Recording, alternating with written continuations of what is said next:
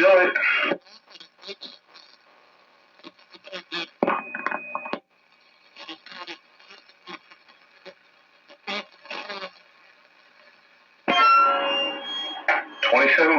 .115 with your AM radio dial.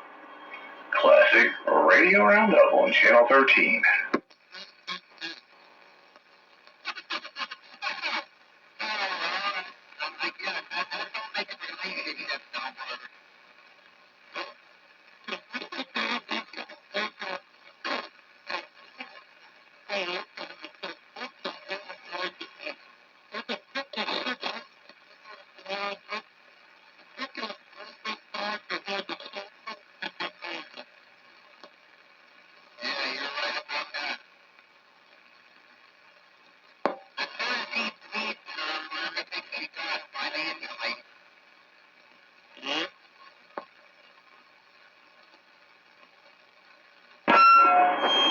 When I say the early bird catches the worm,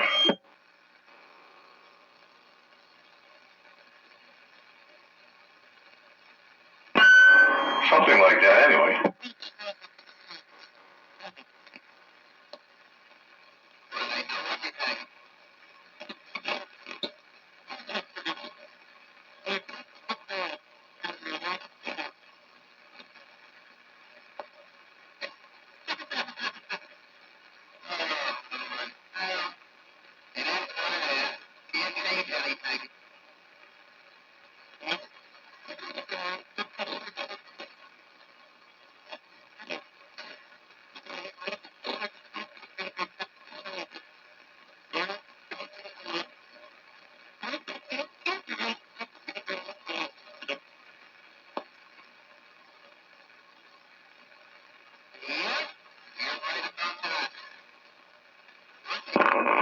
We didn't think you were going to be in here because of your job. Nice to hear you in there, Dave. Yeah, I got a lucky break. They had a scheduling change, and I got the night off. So here I am, having fun on Classic Radio Roundup. All right, very good. I thought I'd grace the day with probably my fanciest classic here, my Browning. So what the heck?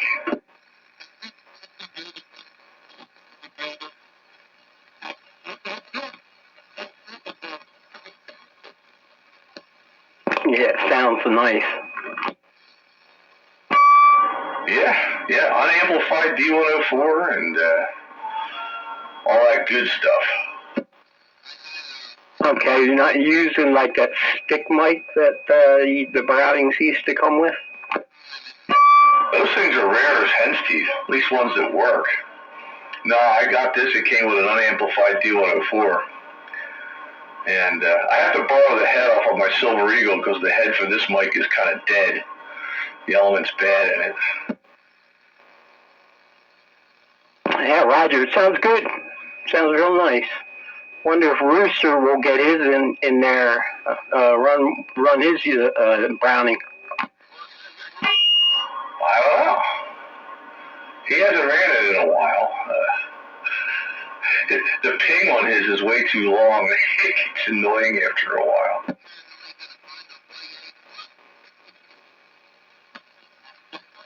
Yeah, I remember back in the 70s, there was a lady on Constitution Avenue in Stowe, up on the hill, and she had I'm pretty sure she had a Moonraker 4, and she had a Browning with the amplifier and all, and her handle was Little Mouse. That name sounds vaguely familiar. Yeah, she was very, very popular. She hung out on Channel 7, and that was her home channel. So if you wanted to contact her, that's where you went. Okay. Yeah, that handle's familiar. I don't know if that was the one that particular person was the one whose handle I'm remembering. There may have been more than one, but yeah, it's familiar.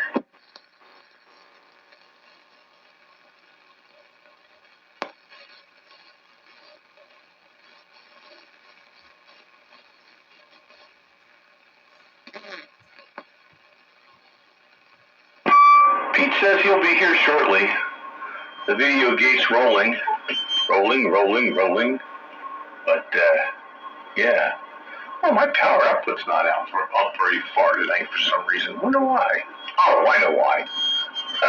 Wrong slug.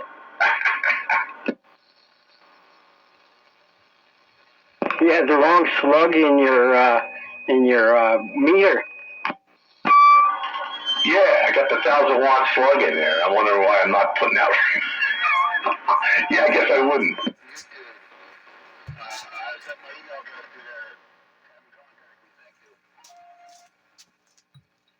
You're up in the red here.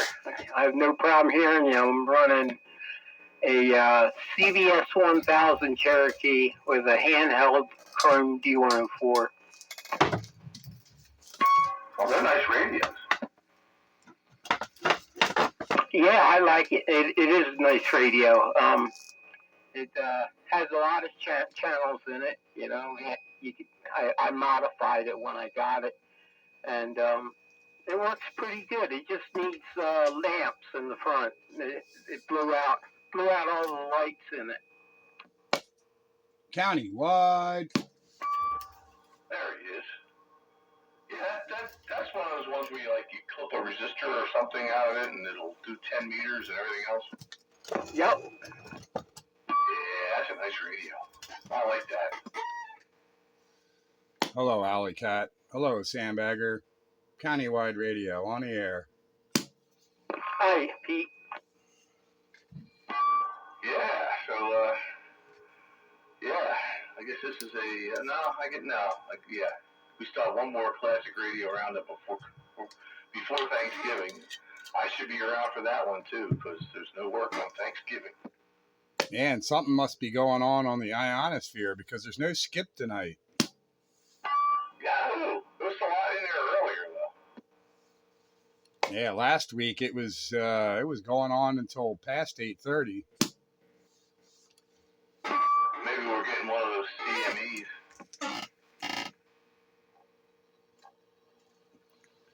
I had the radio on, sitting here. I started the video gate while I went upstairs and got myself another adult beverage and burned tobacco products out in the garage.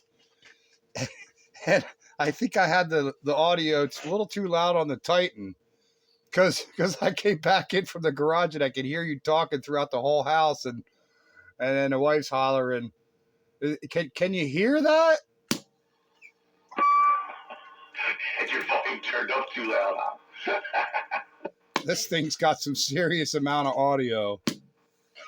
Well, yeah, you turn the volume control up a little too far and you're going to find out. Oh, yeah, it's loud and clear. Filled the whole house up. With my Browning ping, I'm sure that's annoying. Well, the wife heard it, and at the complete opposite end of the house, and I'm in the basement on the complete other end. Yeah, I don't want to piss her off because I won't get that phone call. No, you want that phone call if I go first. Yeah, that's a big if. VW Dave said that you should help me go get that transmitter in Maryland because it's already set up to be remote operated. Remote operated? In other words, you could get on 160 AM from your house with it. You just have to throw a snowball. Have to throw a what? I just have to throw a snowball at it, right? Why would I throw a snowball at it? Well, how do you set it up remotely? I mean, that would require what? Internet stuff? Probably, yeah. Probably, or a phone line or something. Just dial up into, I don't know. He said it's already set up to operate remote. That's one way of getting you on 160 AM with some big power. Use my transmitter. You just call into it.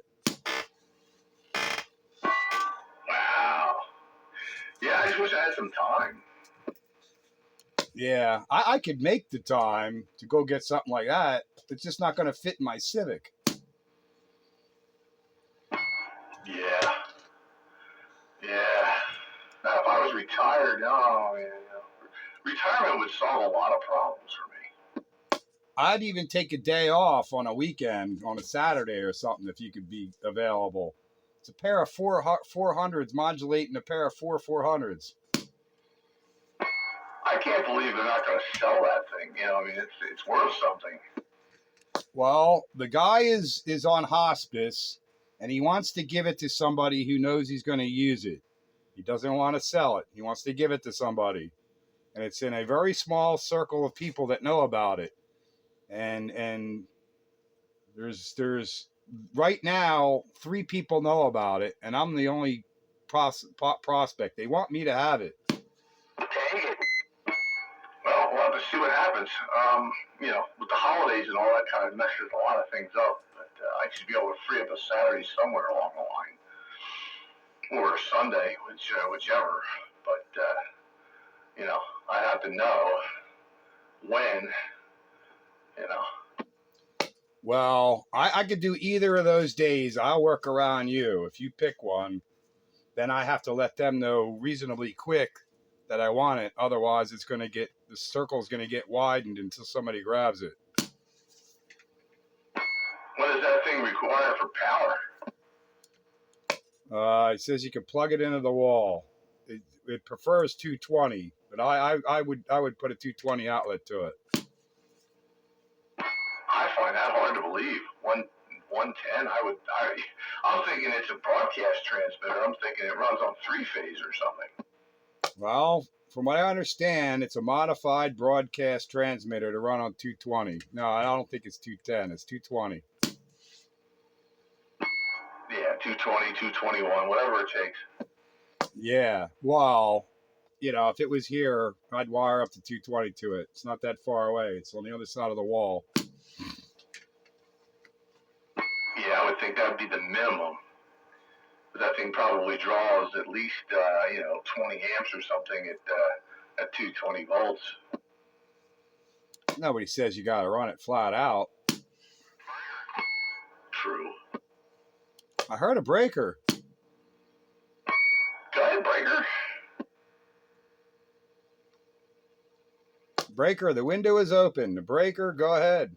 What's up, everybody? You weren't the breaker. It was somebody a grasser. You're not a grasser, so stand by. Who was the breaker? Yeah, it's Misfit. You got a copy of Misfit over here in York? Misfit. Misfit in York. Yeah, I hear you, Misfit. Holy cow, all the way out in York, are you? You running that loader or what? I'm in my mobile on the Quad 6 with some heat firing a wire here in Mount Pisgah Park in Wrightsville. Yeah, I have no idea where that is, but I know where York is, and I know that's pretty far. So, yeah, man. Well, thanks for checking in there, Misfit. I got you. Pretty good distance, that's for sure. Spitfire 4041. Hello.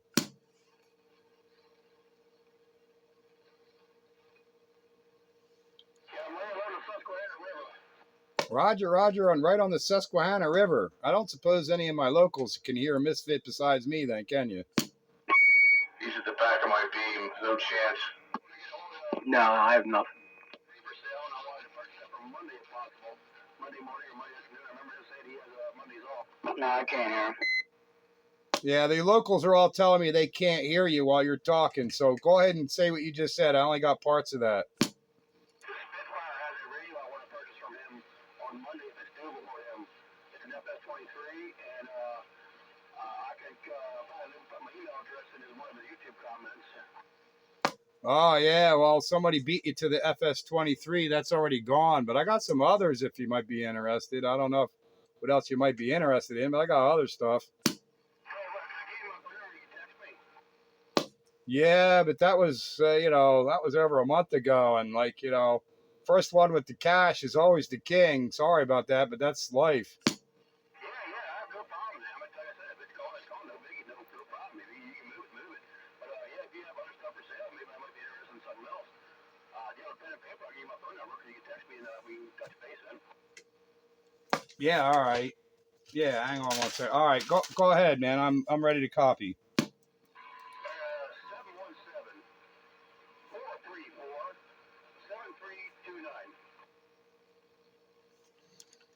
All right, I got that copy down there, Misfit.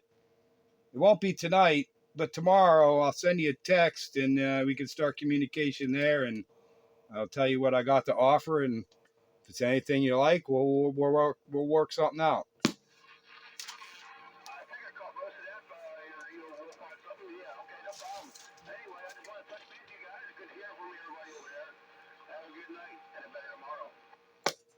Yeah, all right there, Misfit. Yeah, we got your information down. I'll send you a text tomorrow and let you know what I got for offer, and we'll work something out or we won't. So anyway, good to hear you from out there in York, man. That's a pretty good trip. Appreciate the shout.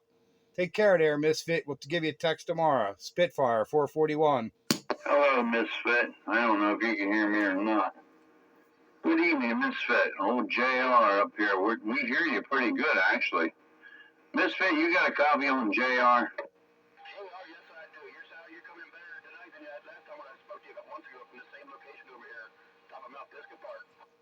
All right, yeah, you're sounding good, man. I got a great copy on you. You're doing your thing. Yeah, okay, just want to touch base, man. I don't want to hold it up for you guys, but yeah, you're about 7. I got about an S7 on you. You're doing it. That's nice. Good combination. All right, Misfit, just wanted to say hello there and good evening to you. You're doing your thing on top of that mountain. It's a-working. Hey, catch you later. Be safe. Hey, before you take off there, Misfit, give me a signal report. Spitfire, I'm looking for a signal report. Running about the same power you are. You're giving me a 3 swinging 4, Brigger. Yeah, Spitfire here. Spitfire. You're giving me 3 swinging 4. I'm running the same power you are. Just want a signal report from you.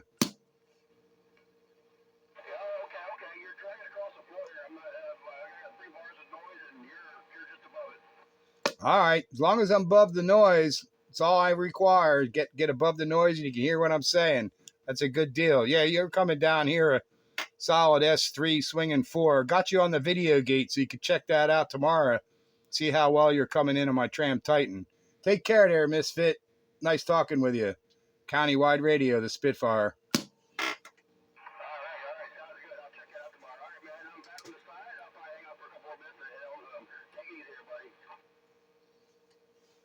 All right, Goose was the next one on standby there. Hello, Goose. Hello there, Spitfire. Hello, everybody around the band. Hello there, Mr. Goose. Oh, JR.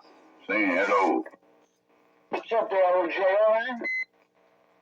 Just got in here, turned it on, and I heard Misfit out there somewhere around the Susquehanna. I figured, well, I'll give it a yipe and see if they can hear this underpowered radio.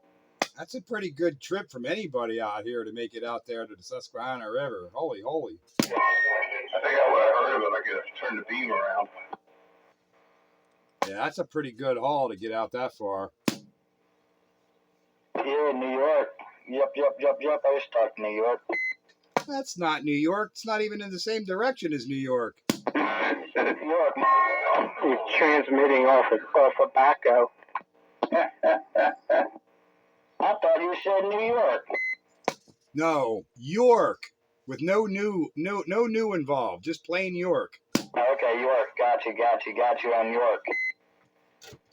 Yeah, it's near Jersey. Yeah, it's pretty close to Joker's house. Yeah. Okay.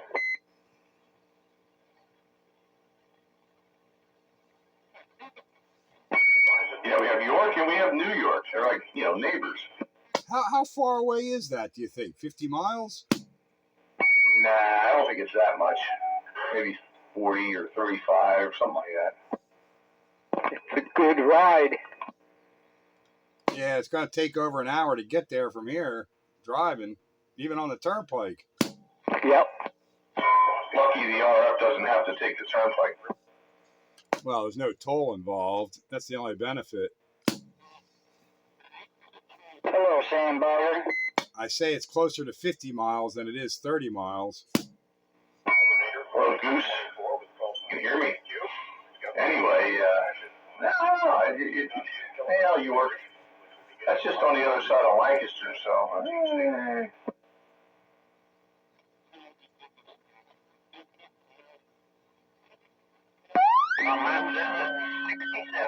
Steve, I hear a lot of things now. What'd you do? Change your antenna?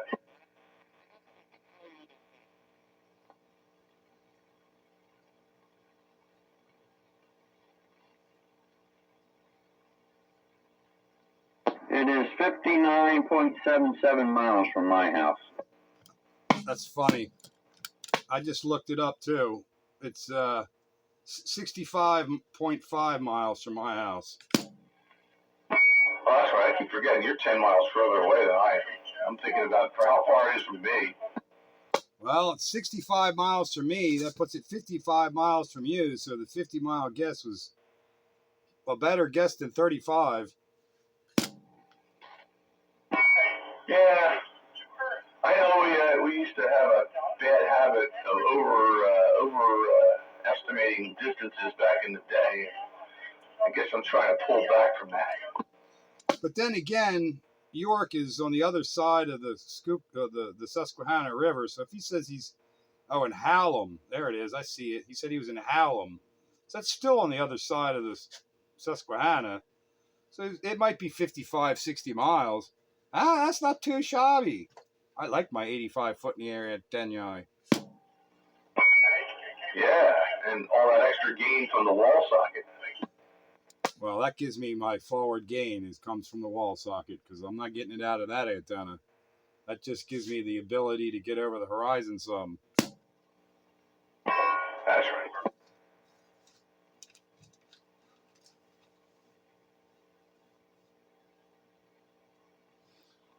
Boy, it's nice to have a night where I can hear people out like that and I don't have to put up with all that skipland noise giving me S3, S4 noise.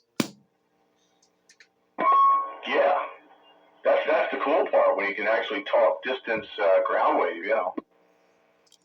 To me, that's more of the challenge than talking any kind of distance skywave.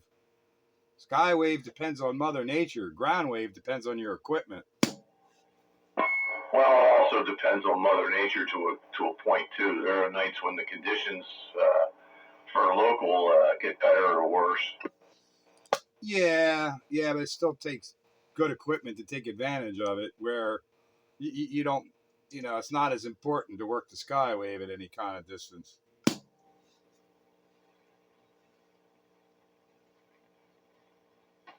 I remember when Crazy Bob used to get in there and check in on Classic Radio Roundup, but he's a good 70 miles away from me. I don't know if I could hear him anymore, though. I bet I could hear him better now than I did in the past because my antenna is much higher and I could hear him in the past. Oh, I'm sure you're better off, sure. It's all good. Saul Goodman.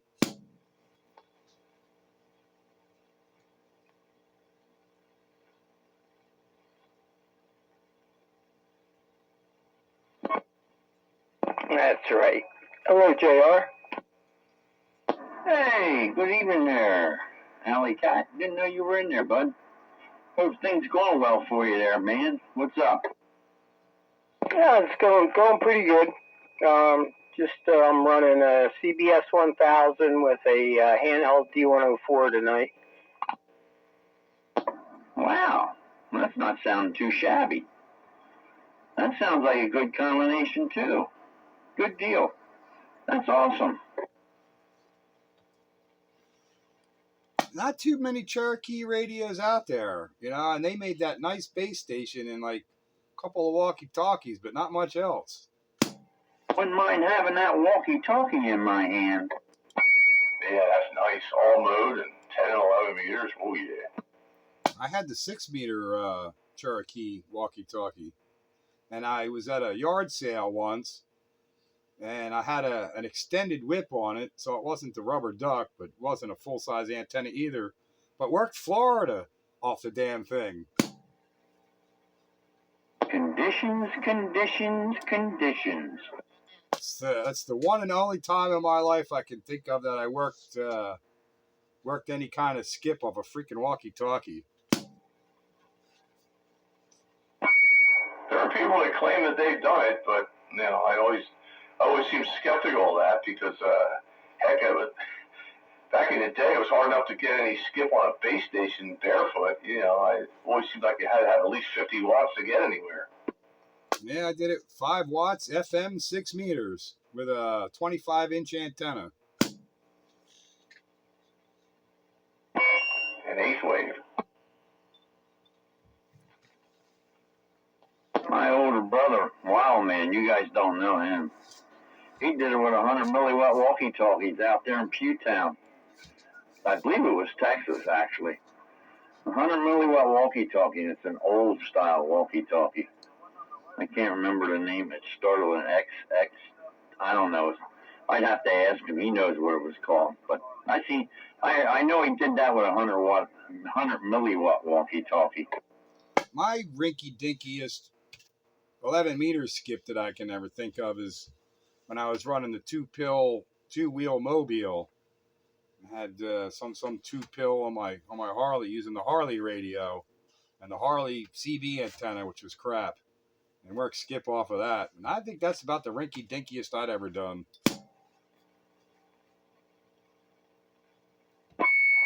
Yeah. That blows my mind. 100 milliwatt walkie-talkie being able to talk to skip. I mean, it's... I couldn't do it with a 5 watt walkie-talkie. I couldn't do it with 5 watts on a base station, Back then, it was too much competition, I guess. Go up another 10 dB and no problem. But, oh, man. 100 milliwatts. Oh, my God. How do you do that? Yeah, I don't think I ever worked 11 meter skip barefoot in any kind of setup. Yeah, he was up on the hill there. Well, I know you don't know where the area is, but he went up to the hill because Skip was running. It was back in the 60s.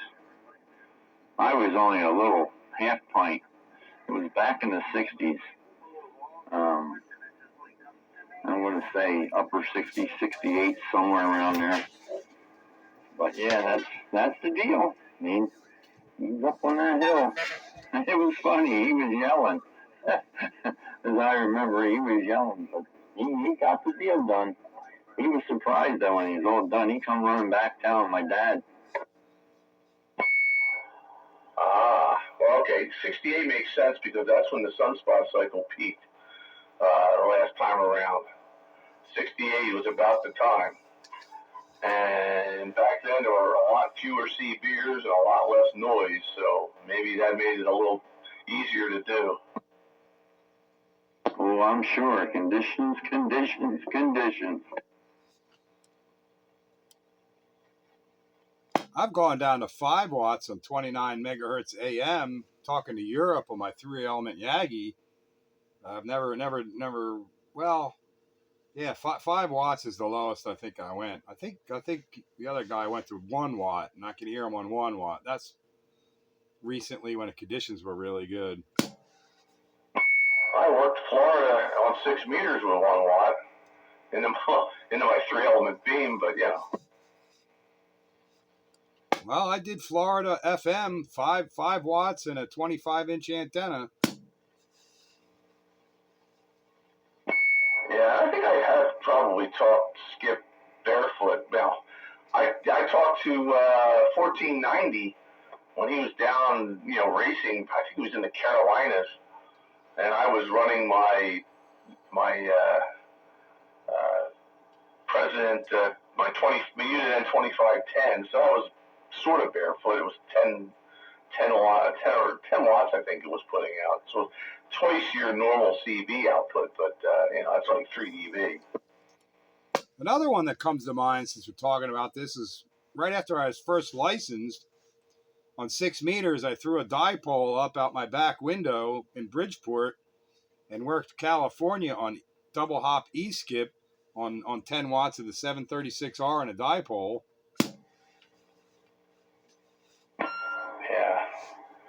Yeah, on handbands, strange things can happen. And here it's just just I don't know. It's weird. I guess yeah, like JR says, it's conditions. You know, with a lack of noise and a lack of other stations, I guess you can do it on a lot less power. But when you're competing with big stations, there's no way you're just gonna get drowned in the noise. Yeah, you gotta figure in the late '60s there was a heck of a lot less CB operators then than there are now, and they were running a lot less power probably for the most part. Yeah, you could do it with 5 watts. Especially at the peak of the solar cycle, I believe 5 watts. It's kind of tough around a walkie-talkie antenna, 100 milliwatts to buy that though. Had to be a watt or so at least. I don't know, maybe not, but man, that's kind of hard to believe. But okay. The first thing that came to my mind was that some local was yanking his chain just because. So I know a lot of people that used to do that stuff.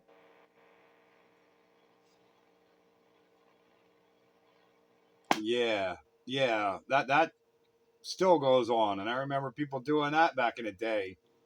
Namely, Sammy moving his antenna around Nome, Alaska, and all.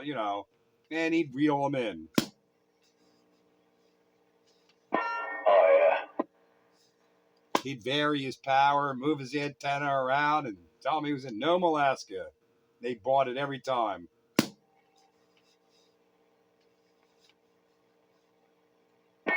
And then there was those people that were talking to Dr. Hammer out there in Kansas. When it wasn't even any skip. Yeah, not even any skip. Where are you at? Oh, I'm in Kansas. Oh man, that's some great conditions. Well, he wasn't lying. He was in Kansas. He was not lying. And then there was Hightower up in Ontario. He was in there too.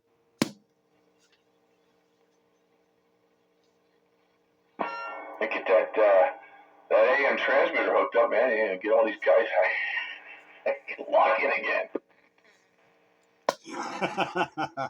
It'd be worth it just to hook you up to get on the air. That'd be fun. Then we could just share the transmitter, I guess. I don't know how that would work okay, so you remote the transmitter, but would you need your own receiver? How the heck is that going to work? Yeah, that's true. I mean, yeah, it takes 2 to transmit, or transceive, I should say. I guess you could use one of them SDRs and just listen somewhere else.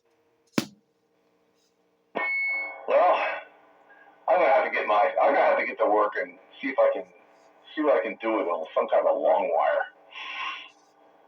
See what I can do. Maybe I keep looking at the dogs line. The dogs running. I'm like, I wonder what that would do. Well, if you had that remote transmitter to access, it's all you need is some kind of rinky-dink wire for receive. Receiving is a lot easier than transmitting, antenna-wise. Yeah, I mean, I was on there Sunday night, and I was hearing Dave and Chucky talking, and they weren't exactly bending my needle with signal, but I could hear them. Yeah, well, while my transmitter was working, you would have heard me, because I was putting out enough power, but since my transmitter was not working, well, but I was on there tonight from 6:30 to just before 8, using my Piss Week station, and it's still plenty to get out there, Danville is 80 miles away, up thereabouts, and he was in there, Mike, and Chucky was in there, and Dave was in there, and me. That's usually who the gang is. I gotta see about. I gotta do something. Although it's gonna suck though. Even if I got myself a good antenna, I'm stuck with a damn rice box. I need something with that sounds like my damn Washington. Well, once I get the DIY up and running, you can use the LMAC.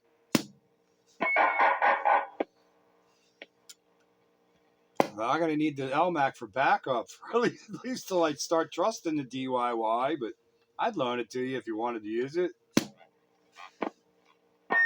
we'll have to see what Let's have to see. You take baby steps here. We'll have to see what goes on. Yeah. Things start changing around here. Who knows? I still like the idea of that broadcast transmitter and you just remote in. You just like the idea of the broadcast transmitter, you know. If the wife don't look at me crooked for what I just bought, how could she look at me crooked for bringing something home for free? My big problem is the damn thing probably weighs 300 pounds. Yeah, we'd have to break it down. We'd have to take the iron out of it, you know, to be able to move it. I was told that. Yeah, I'm not in a good physical condition to be lifting a lot of weight. I could do it for short periods and short distances. Anything more than that's going to be a problem. But you know, I can lift 100 pounds, short distance. Yeah, about 20 years ago, I could still lift 100 pounds. It's kind of falling in half now. Oh, I would find the adrenaline energy from somewhere to be able to get that sucker home if that's what it took. Yeah, I look about. I look at my declining physical prowess, and then I see on Facebook a guy I went to high school with. He's a year older than me, and he's still pressing 800 pounds. I couldn't do that at my best of time. Yeah, he's a bodybuilder. Yeah, I couldn't do that in my youth, best of health, strongest. No, I could never do that. Actually, I think he has fallen off a little bit. I think he's down to 500 pounds now. Still couldn't do that. No.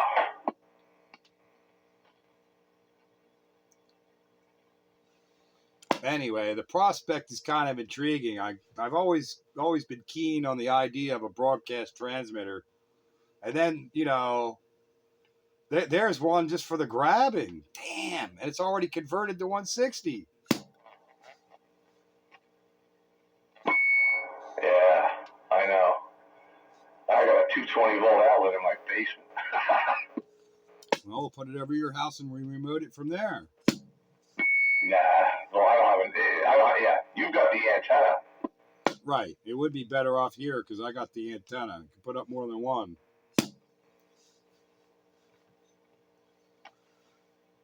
I seem to be able to put up as many wire antennas as I can, and she doesn't notice them. Yeah, thin wire's easy to disguise in the trees. My inverted V, I know where it is, and I have trouble finding it. And you know where it is, yeah. So, yeah, that's nice when you have disguised antennas. When I had more trees, there's the irony, you know. I mean, the trees were, destroying my beam, but now that they're gone, there goes a nice, excellent way of, mounting antennas. But now they're gone.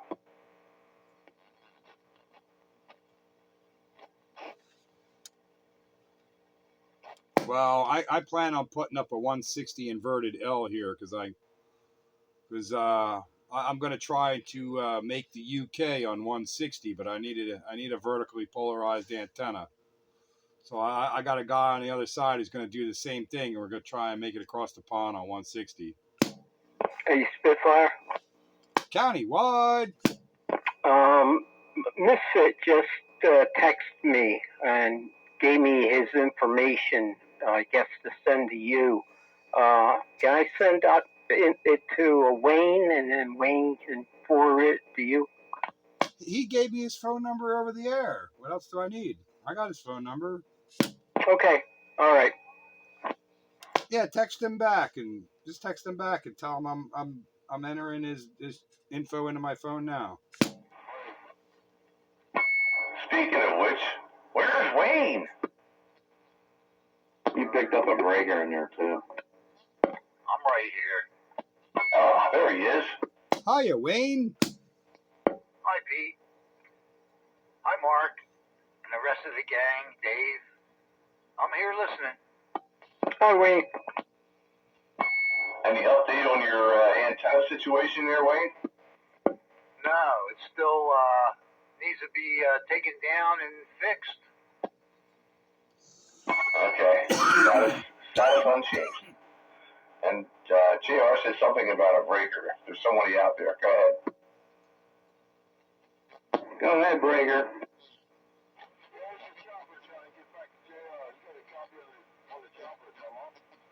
Hey, Chopper, long time no hear. How the heck you been, man? Kind of miss you in there.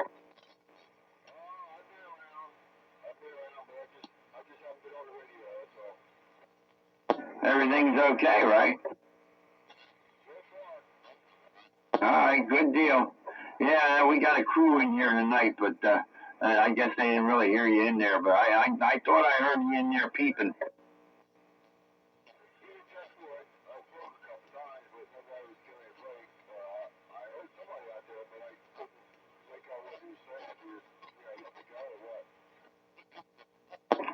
Yeah, I think Dave said go ahead. He gave me the break, and I didn't know if you heard him or not. Probably not, because I don't hear him.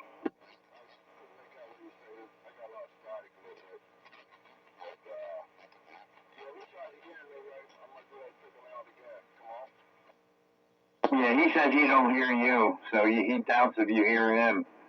Because I thought he was the one that gave you the break, but okay. Well, he don't hear you anyway.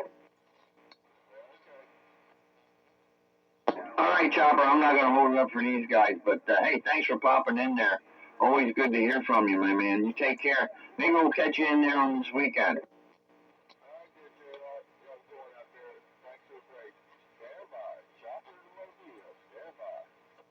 Alley cat. 73's Chopper. Yes. Hey, verify that phone number with me, would you? Okay, hang on a second. Yeah, I got it, but I sent him a text and it keeps being not delivered. It won't go out, so I just want to make sure I got the number right.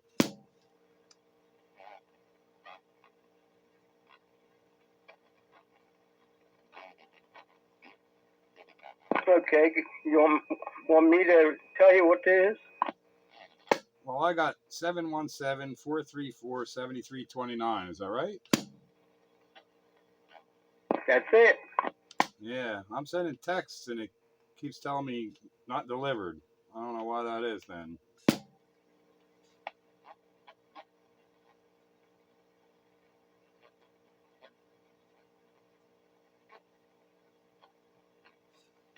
Yeah, I can't send him a text. I don't know why that is.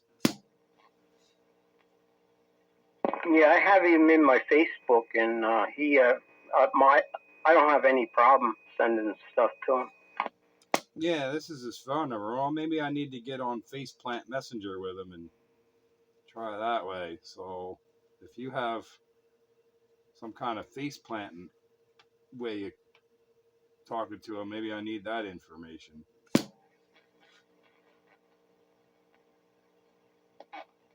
All right, it's David Excavator Mayor.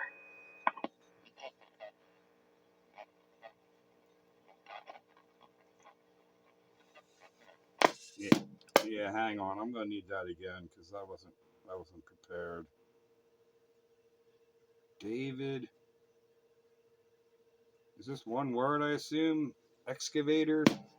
It's EXCA space VATOR, and then the last name is Mayor. Oh, that came up in the search. David space Exca space Vader space Mayor, right? That's it. All right, cool. Thanks. Hey, Breaker.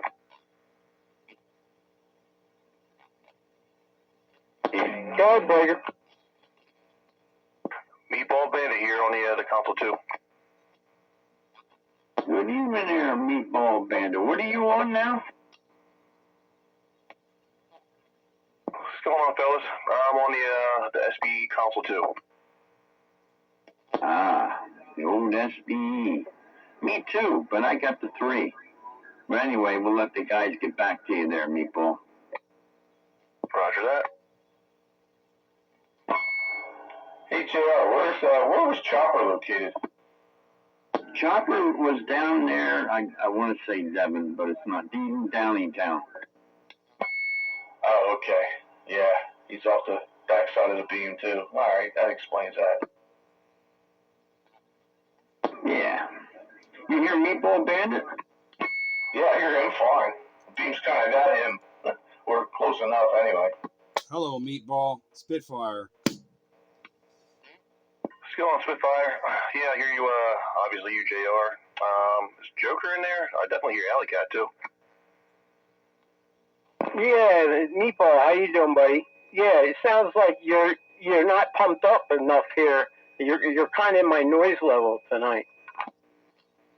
Yeah, I'm not running the amp on this old thing anymore. Not until I know for sure I can do it. I don't want to blow anything up because I know I'm not going to be able to get crystals. But hey, anyway, man, I never got a chance to thank you for that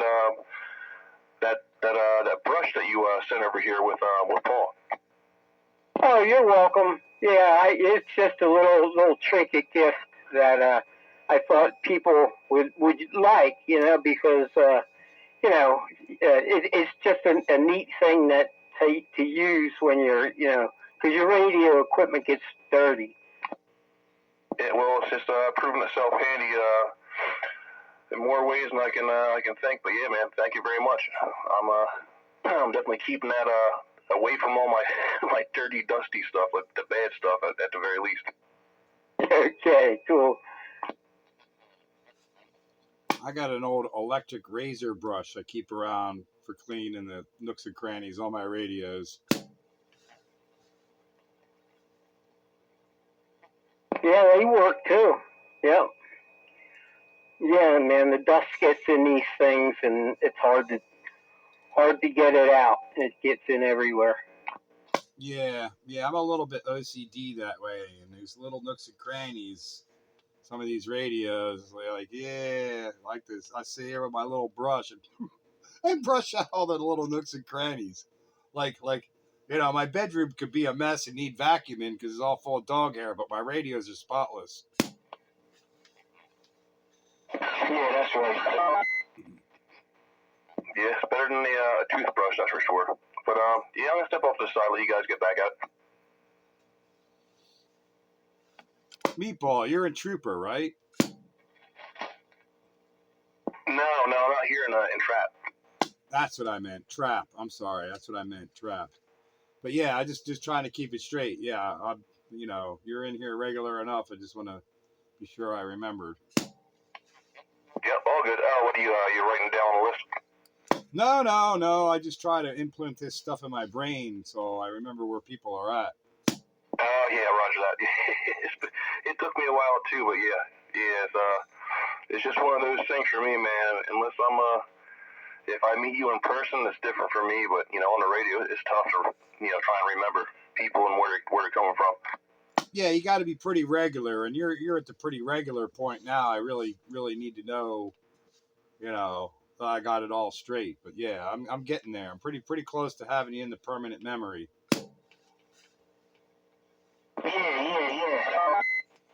Yeah, and then there's Goose, who's in my permanent memory, and I just can't erase it as much as I'd like to. Oh no!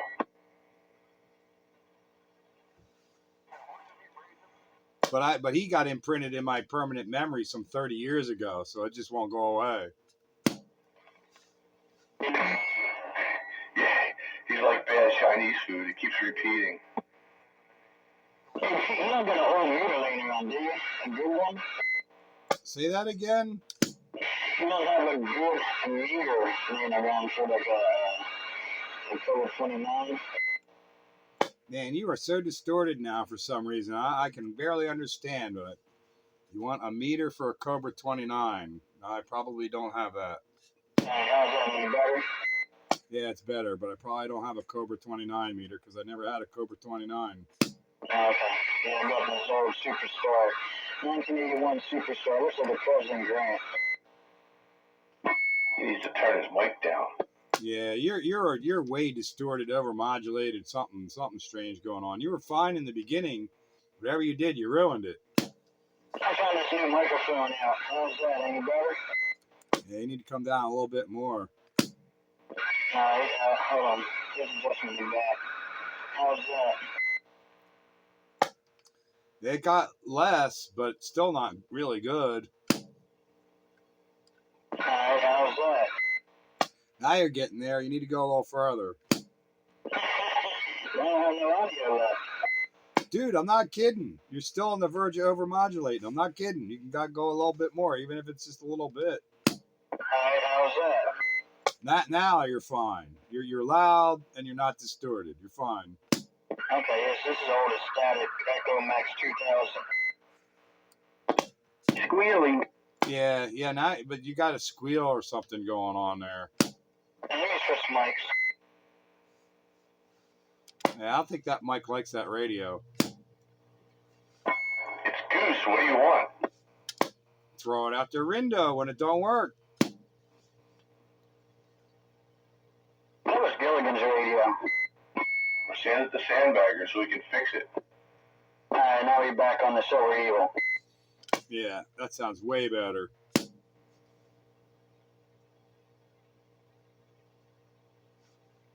Turner +2 on my Tram Titan. County-wide. That's a pretty good match. That's a very good match. I could sit away arm's length. That's all I ever do. Usually Turner +2s I can't get far away with like I can with my D104s, but this Titan is a whole different animal. I'm an arms length away, and this isn't even amplified. Yeah, well, it's a Browning. Yeah, no explanation necessary. I can squeal like that, but I don't have a Browning. Yes, often imitated but never duplicated. Yeah, but I could get pretty damn close to fool most people.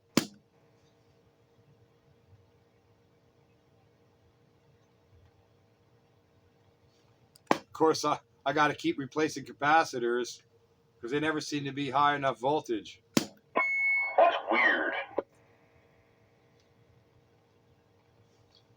Starts out good, and through the night it gets shorter and shorter and shorter.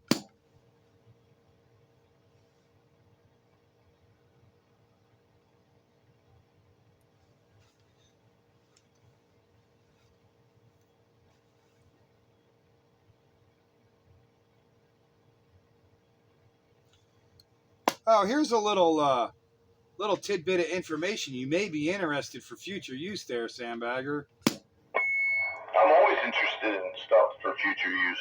I was talking with a guy out in Tucson, Arizona on 10 meters yesterday afternoon, and he talks fairly regularly to the East Coast crowd here on 40 meters AM. So I thought you might be interested in that. That is doable distance on 40 meters. What does he use for an antenna? He's not doing NVIS, I guess. He's probably using some kind of Yagi or... He said he's using a beverage pointed this way. Yeah, okay, that makes sense. He says he has to use a beverage antenna because he's got to knock out all the six landers and their nonsense. And he says he can knock them down from, I think he said something like a 10 dB over 9. He can put them down to an S3 and be able to pick up the East Coast AMers. So if that's doable on AM, it's most certainly doable on sideband. How much power is he running?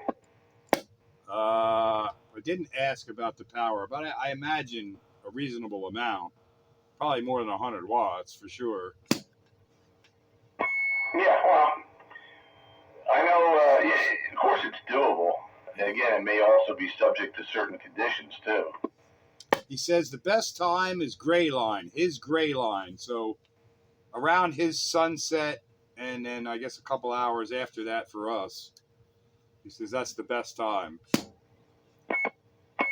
Yeah, so it's not impossible. It's doable, but it's hit or miss, and at very very special times.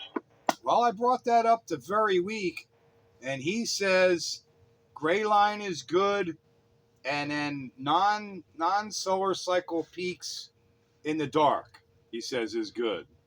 So you guys, you just have to experiment, but at least there's a baseline. Yeah. Yeah, that's the funny thing, you know. The upper HF bands, like 10 and 15 meters, are enhanced with solar activity. Um, but the lower bands seem to do better when the years that the solar cycle is at its minimum. Yeah, as far as DXing goes, it seems like solar cycle peaks on the lower bands, it's enhanced more regionally, and solar cycle minimums, it's better for DX. So yeah, it's kind of backwards, isn't it? That's what makes them interesting. Oh, there's never a dull moment. There's never a dull time. You just got to know where to play.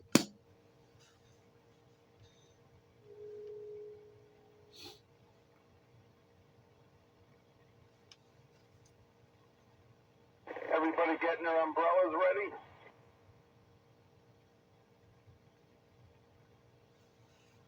Yeah, get the snow shovels out. Yeah, you keep that snow up above you, all right? There, Bite Buster. Yeah, Poconos, I guess.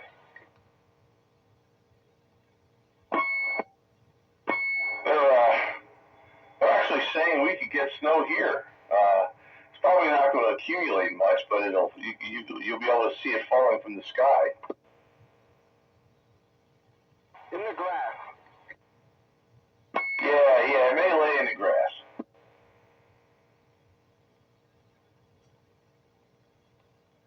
Well, at least it'll cover up all that dust.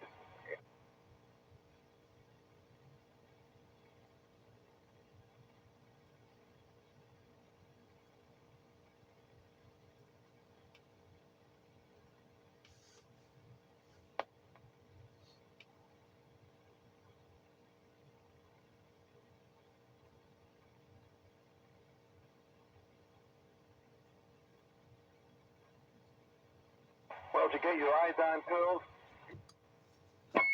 Say what? Iodine pills. What is the limerick going to melt down?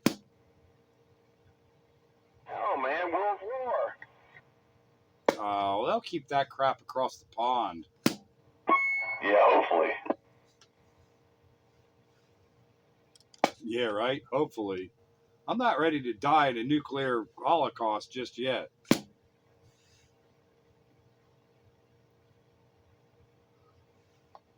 I guess there's a lot of fear-mongering going on in Europe. Yeah, and I'm a bit annoyed that this freaking dodo brain of a president is doing this kind of nonsense in the last 2 months of his office. Like, you should just sit there and don't touch anything for the next 2 months. Just don't touch anything. Don't talk to anyone. Don't do it. Just sit there and eat ice cream. All right. Just leave everything alone for the next 2 months. Don't touch it. But you know they're not going to do that. They're going to do everything they can to make it rough on Trump coming in. I know, and that's exactly the plan. And that, you know, that right there, they should be arrested for violation of the oath of their office because they're violating the Constitution and the best interests of this country. So just arrest them and charge them with treason or something. Ooh, that would be cool.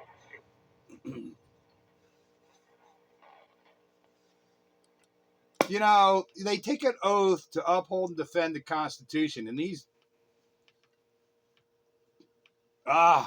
people, for lack of a better word acceptable on Classic Radio Roundup, keep doing this nonsense that does not uphold and defend the Constitution, and do everything they can to make life harder for the next guy because they don't like him.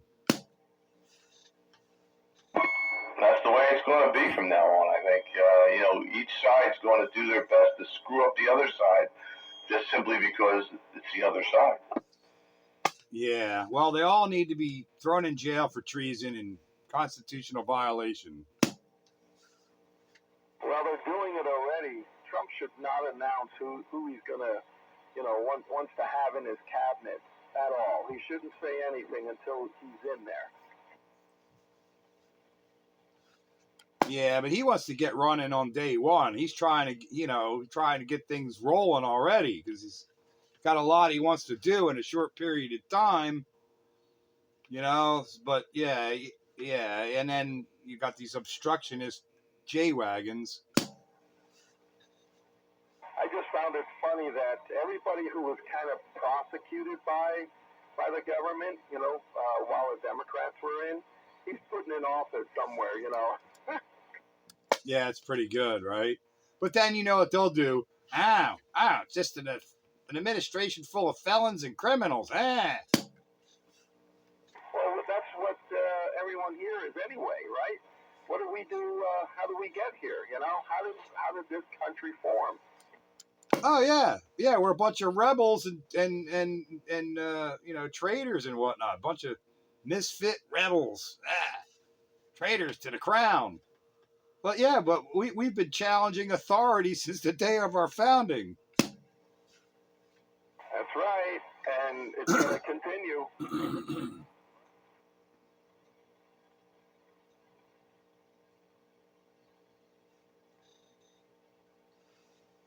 Yeah, well, he's only a felon because they upgraded a misdemeanor to a felony, so it didn't run out on the statute of limitations. So it's pretty much a fabricated fugazi in my mind. Yep. No pun intended. Trumped up charges. That's what they are. It's true. It is true, and they can't see past their Trump derangement syndrome to realize what's going on.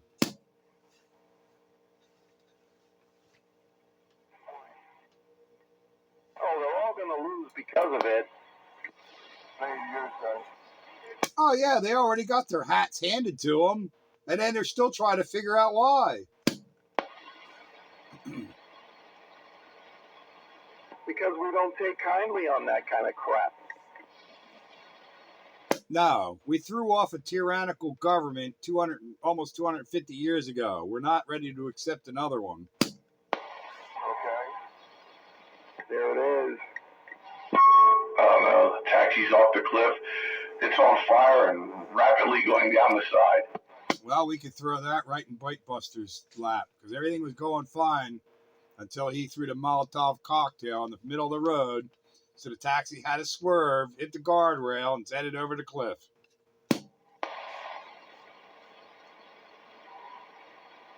You can only take so much radio talk. You know what I mean? Well, I've been trying to keep it radio related, as much as possible. But yeah, sometimes current events creep right into the classic radio roundup. 27115 on the AM radio dial. That's right. I haven't done this in a while either. And this portion of Classic Radio Roundup is brought to you by Fred's Discount Voodoo Emporium, where our motto is, if you want someone dead, come and see Fred. Home of Grandma Jemima's ganja dipped stainless steel voodoo doll needles. Get them while they're last. That's right. And order now to avoid the Christmas rush. No warranties are expressed or implied. Terms and conditions may apply. Subject to state and local laws.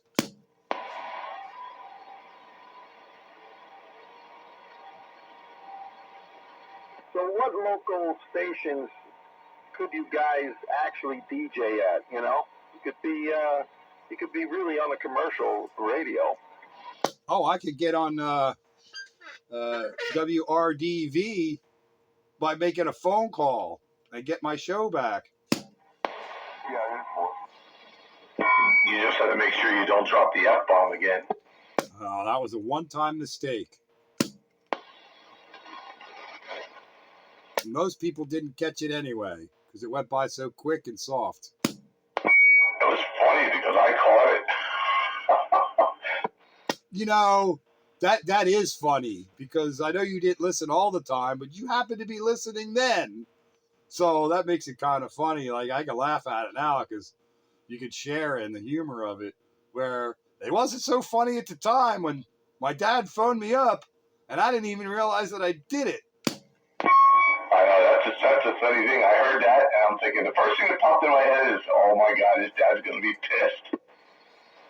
Oh, yeah. Yeah, I didn't even realize I did it, and I was fine. Then I got the phone call, and then I was a wreck the rest of the show. That's why you got to pre-record these things. No, live is so much better. Live and in person. I loved being a DJ. That was good fun. I really enjoyed that. I want to do that too someday. But, you know, it's going to have to wait till retirement, I guess. Well, you could be the DJ. I'll be your engineer at our you could be the DJ. I'll be your engineer at RDV. How's that? Of course, now, you know, I'm getting old and my memory's failing, so I'll end up being tongue-tied. Well, we could share the mic. You know, I'm not afraid of it. I had fun with it. Oh, yeah, if you do that one of those on-air tag teams, you know, like Fox and Leonard or something. You know, whenever I did shows with my dad, like the holiday specials, Thanksgiving, Halloween, and Christmas, and that kind of stuff, him and I hit it off together pretty good. And that was, I think, some of his highest rated shows. He was getting all kinds of accolades from that. When are you going to bring your son on your show again? I remember that. That did go over well. Oh, yeah. Well, you know, we hit it off pretty good, and we were able to, you know, work off of each other quite well because, you know, like we just looking at each other, we knew where to go next. You could give those little, you know, unspoken clues. Yeah, when you have a good relationship with somebody, you can kind of bounce off of each other, and you can almost sense, you know, and when the joke's coming, you know, when to be the straight man. Yeah, those were some of the most fun shows because, like, he was in the driver's seat, and I was just the backup man, and it took the pressure off, and I was pretty relaxed, just plain having fun. Yep, yeah, and there you go. Of course, yeah, all those old DJs over there are all starting to drop like flies. There's probably a lot of openings. They're always having openings. They're always looking for DJs. So all I'd have to do is say the word, and I would get my show back. I know it. Oh yeah, without a doubt. Hey, I already have the certificate. I am a certified broadcaster from Bucks County something. What do they call themselves? I forget. I gotta find my certificate. Bucks County School of Broadcasting or something like that. Live in person. That was good stuff. I would like to do that again. I really did enjoy it. Because then I, you know, after, you know, the first, you know, growing pains or whatever, I found my niche, and I get to play any of the music that I want as long as it was in the library, and there's a lot to choose from. Yeah, that's it. You know, as long as you stick to the format, you know, you're good to go. Got to pick all my own music. And then I did my theme shows, you know, like around D-Day and stuff like that. I wouldn't mind doing a 60s or a 70s kind of thing. There's a lot of that out there already, you know. Well, see, during, the regular daytime hours, I think from, 7 to 5, they're the big band. But after 5 o'clock or on weekends, you can almost do whatever you want. Because my dad did that evening show for a while where he became the Ultra T. And he was playing all that late 50s, early 60s rock and roll. Oh, he was bringing back Ultra T, huh? Oh, yeah, the Ultra T. He was on the air, I think it was, I don't know, Wednesday or Thursday nights for a couple of hours. He was doing Ultra T, late 50s, early 60s rock and roll. All his damn old 45s and stuff. Doo Wop Sunday. So after 5 o'clock, you can almost play whatever you want. I could do the doo-wop. Yeah, there we go. That would be. I got a load of doo-wop. Right? Come on, break. Hey, it's Mr. Fix-It checking in. How y'all are? Top of the evening, Mr. Fix-It, from your county-wide radio, Spitfire. And your block and a half wide Browning. Hi, Fix-It.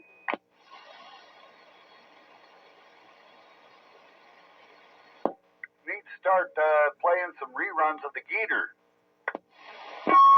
Jerry Blavin. I grew up with him, man. That was some great stuff. Hell yeah, AM radio. I used to watch his dance show on Channel 6. Oh, man.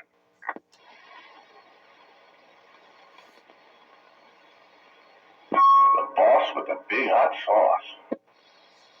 Well, I guess it's time to retire and go do our DJ gig over at RDV, because we could walk right in and all you got to do is say, we'll do it. Give us a time slot. That would be fun.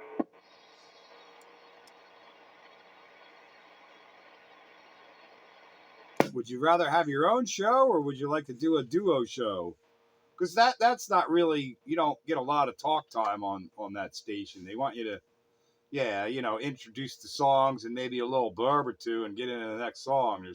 It's not like, Pierre Robert on WMMR where he talks for 10 minutes. Well, that's just it. I mean, the normal format for that station is exactly that. But, you get your special times where, like, you're doing fundraising or something, and that kind of goes out the window, and you can kind of ad-lib it. And that's the time where it's good with two people, like my father and I. And that's the times we did it, was during fundraising. Otherwise, I think it's best to just do it by yourself. And then fundraising, it's always good to have a second person. Yeah, that's probably best. How do you load the music? You got 4 CD players and a turntable. And a card machine. And a cart machine.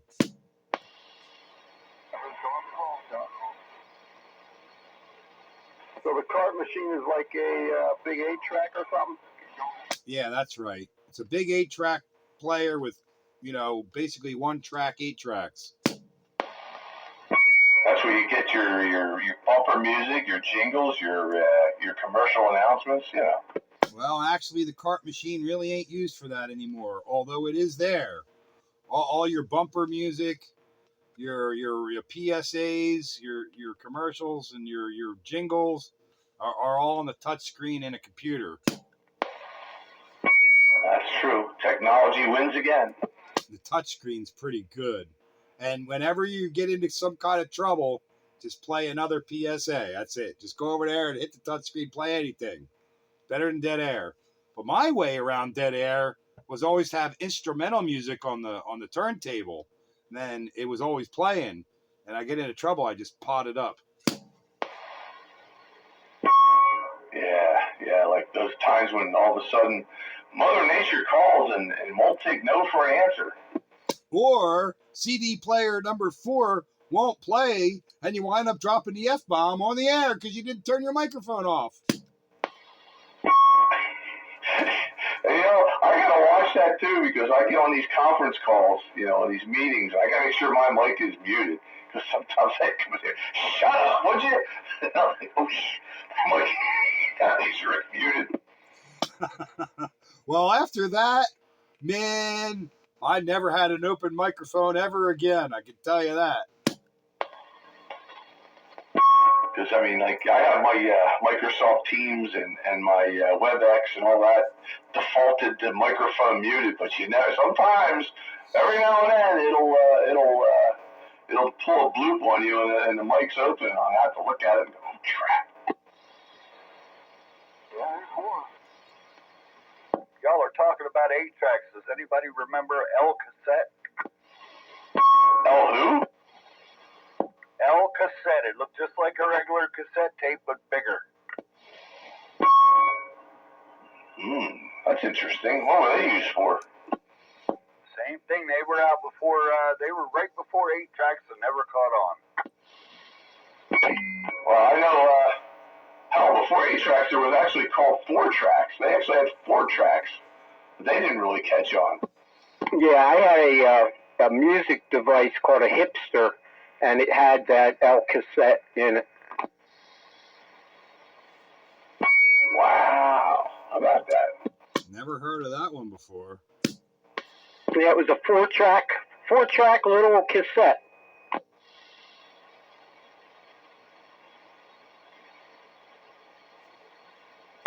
You never know what you're gonna learn on Classic Radio Roundup. It's like twice the size of a regular cassette. It sounds like a VHS tape. Yeah, or a beta, you know. And you never know what you're going to find on Classic Radio Roundup. We can always get it from Crazy Eddie because his prices are insane. Yeah, I guess beta would probably be more accurate in the size. Yeah, and the fact that it didn't catch on. There's a crap load of formats that never caught on. And beta was the better format than VHS. Absolutely correct. Beta was a better format. And the video.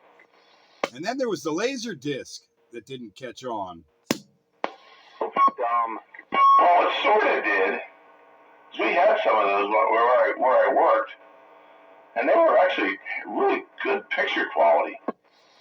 Yeah, but they never really caught on. They sort of like came out for a little while and then sort of disappeared. VHF and beta then battled it out, and those things I thought were better. Yeah, laser discs were, they didn't lose. The quality of the video was so much better than a tape. But the problem with those is people, would buy the player and then, you go to like a Blockbuster or something to rent them. You could rent them, but then when the tapes came out, they were a lot easier because they were smaller because, video disc was like the size of an LP. Yeah, but you didn't have to rewind it. No, you didn't. You could start it and stop it and fast forward it and everything else, just like a CD or something, or a DVD. But, DVD is basically the same kind of thing, only it's a smaller package. Yeah, it was more akin to CD or DVD, just the size of an LP. But I think overall it was much better than the tape formats. It was. The problem was you couldn't record on it, and when the tapes came out, everybody could record the Sunday's football game. That's what they went to. That's probably the reason right there, because you could get blank VHS tapes, and you could record shows and watch them later.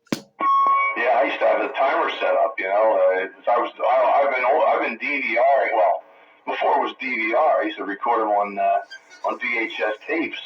All my shows because I'm never around at the time to watch them, so we watched them when we had time. And start the tape in there, and after I re-recorded a few times on it, I'd get the demagnetizer out and clean the tape all off again because it started to get noise on it, and start over again. Hey, you want to know the real reason why Betamax never caught on? I'm sure there's a lot of reasons. The rental market. You could rent VHSs. You couldn't rent Betamaxes. And mostly it was the porn. That's what brought the VHS in everybody's house. Well, I agree with the porn thing, but I don't agree with the rental thing because I remember my video rental store in Norfolk, Virginia, when that stuff was popular. You could rent VHS or beta. They had most mainstream, late, whatever current movies on either format. You can rent either one.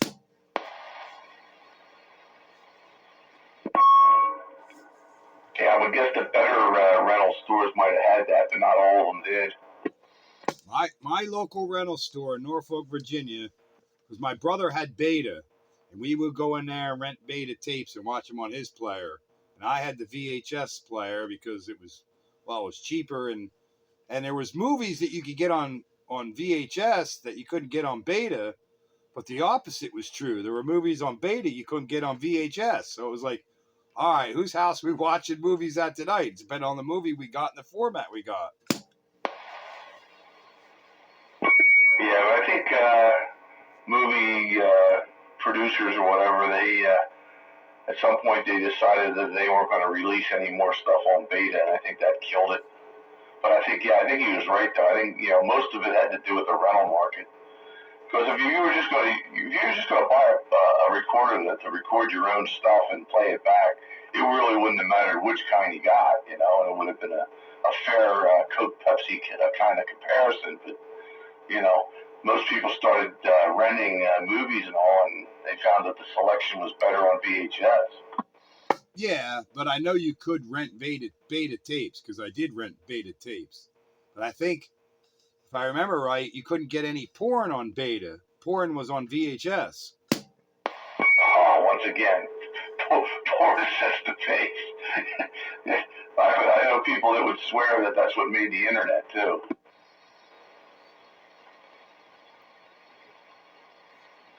I remember stationed over in England and going to the BX and all the audio video stuff there. They had the betas and the VHSs and all that crap, and it was still raging, the debate.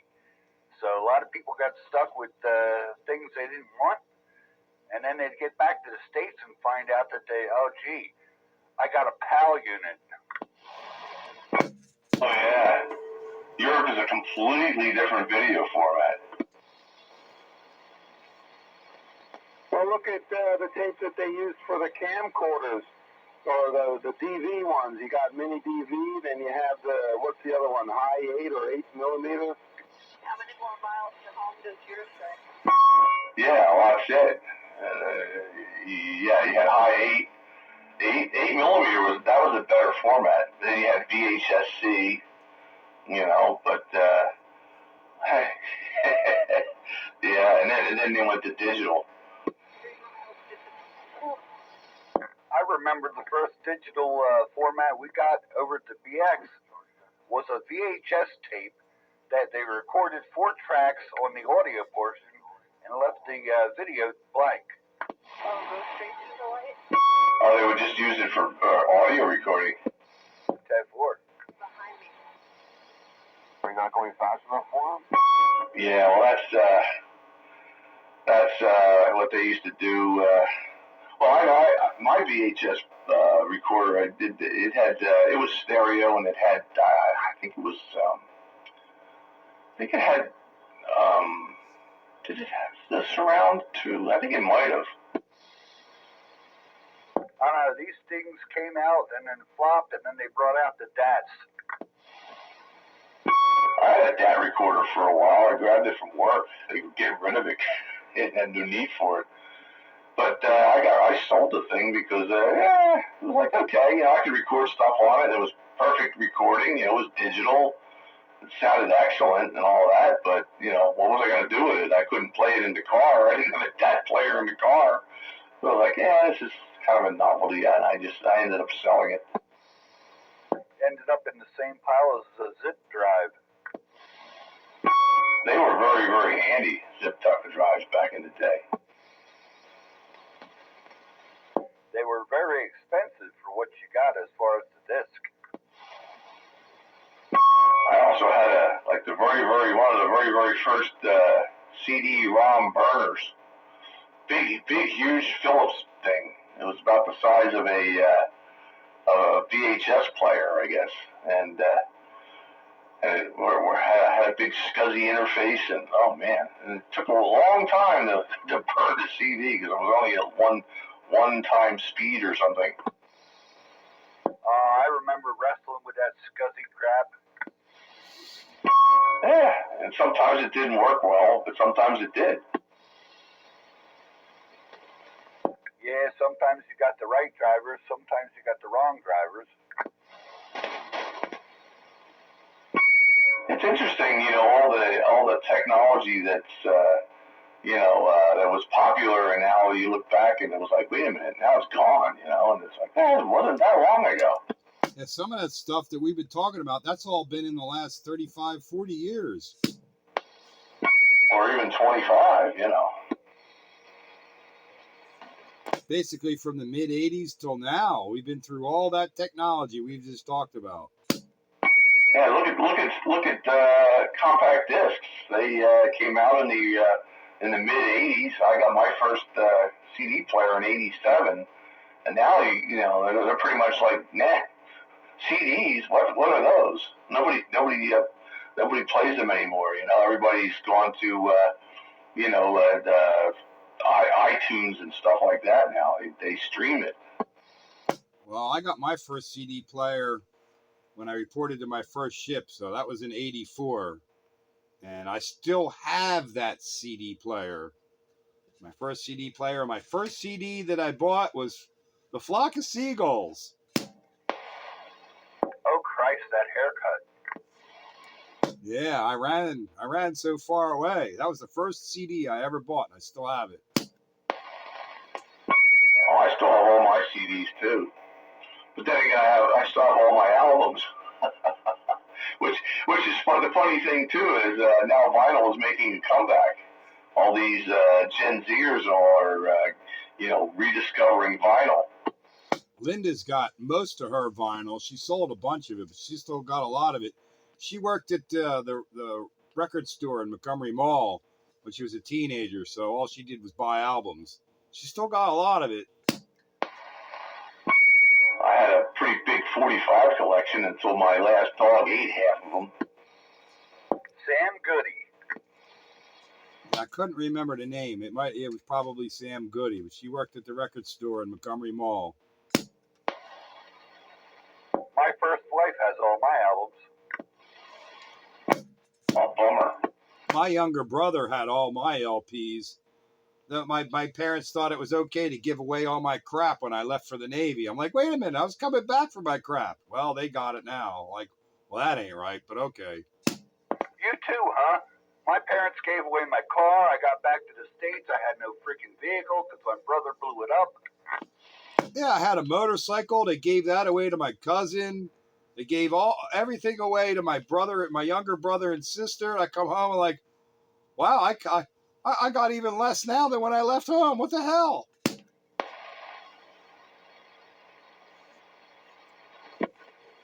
I was taking up space.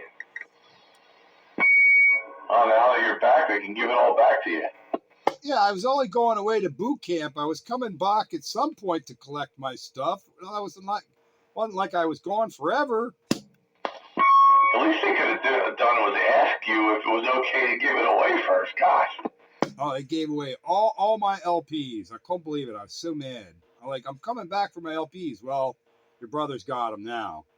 I'm like, yeah, well, that's just wrong. I'm coming to get them. I was able to get a couple of them back, but I don't know where the rest of them went. I really don't. Like, he hit them or something. I don't know. But they're I don't even have them anymore. They're gone. And now I know why you don't get along with your brother. I don't get along with either one of my brothers. They both screwed me over. I haven't spoken to my brothers in 10 years. Yeah, it's probably been that for me too. It hurts worse when you get screwed by family, don't it? Yeah, you could choose your friends. Family, you don't have no choice. But that don't mean you got to talk to them. Yeah, you can choose to be close or not close. That's still your choice. Well, I spent my whole life growing up with these people and thinking, who are these people and why do I live here with them? Because I'm not like any of them. And then I was always told growing up by my father that, who divorced my mother, you're just like your mother. Then to come to find out later on, yeah, I am just like my mother, and that's not a bad thing. She was more of the free spirit type. I talk to my mother all the time. I haven't talked to my father in a little while, although I do get along with him, but there's other issues. Oh, no. thought all that stuff was buried. Well, it's not for on-air consumption, so we'll just leave that be. But all I'd have to do is ring him up and everything be fine. But I was waiting for him to call first, and I was proving a point. I'm like, if I don't call him, he ain't gonna call me. And my wife says, "Nah, he'll call you." I'm like, "Okay, how long's it been now?" Oh man. But if I call him, it'd be like nothing, nothing passed. But he won't call me. She goes, "No, he'll call you." I'm like, "No, he won't." My father grew up in a 13-child Dutch farm family, and then he went to work. And by the time I came along, he didn't know how to talk to people. He treated everybody like an employee. Dave, if I called him up tomorrow and said I want to start the big band taxi up, I'd be back right in the fold. Oh, I am sure about that. Yeah, he would love that. That was the most I've ever talked to my father in my entire life, is when I was doing that. He would actually call me. Yes, because you and him are now sharing an activity that he really enjoyed. Right. But now that I'm not on his radar. Yep. Yeah, I know how it is. A lot of people are like that. And that's really all it is. But to prove a point, I'm doing what I'm doing.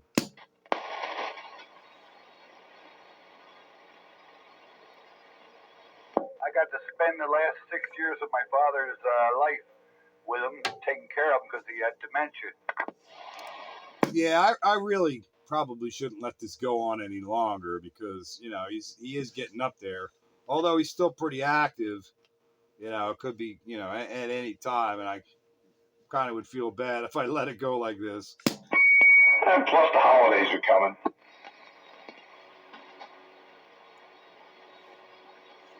Yeah, but the other fly in the ointment is my alcoholic sister is living with them, and I can't really stand to be around her. Oh no. But my mother enables it. No, she's fine. Yeah, okay. As she's drinking right under your nose. I know a guy.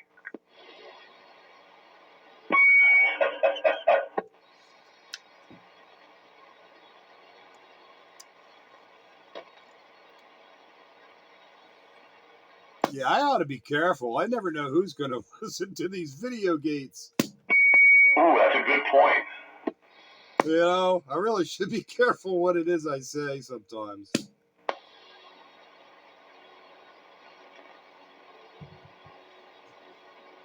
It makes it real, man. Good stuff. That was brought to you by the 05 Institute of Radio Repair Technology, where our motto is, if you can buy it, we can try it, and do on a regular basis.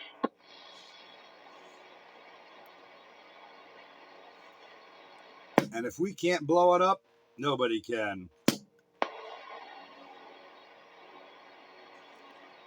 Even if it's gazy.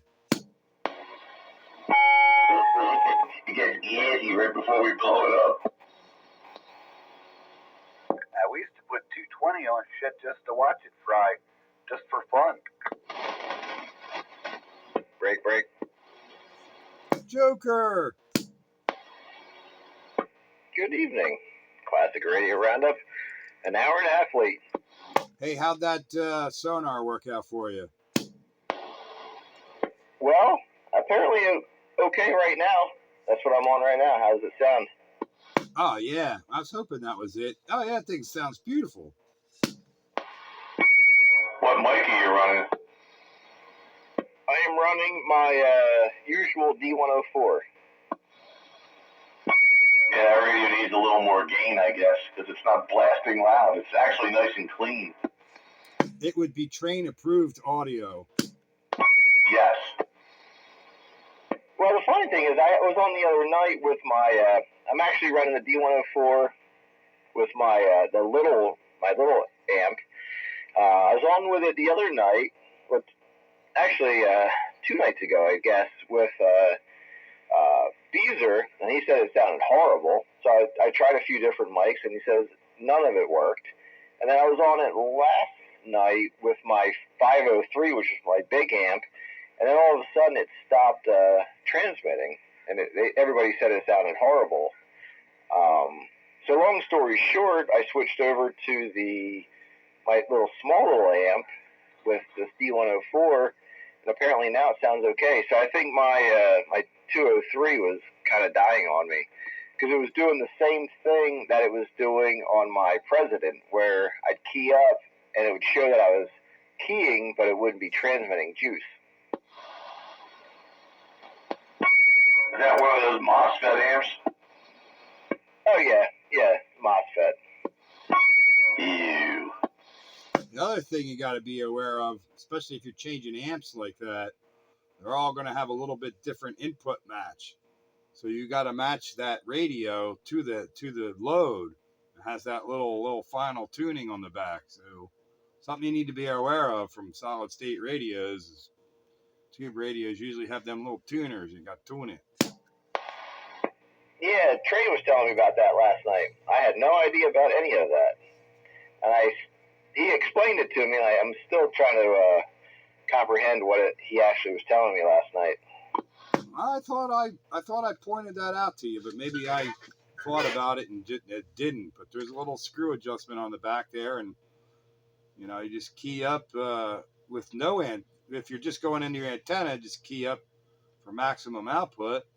If you're going into an amp, same thing.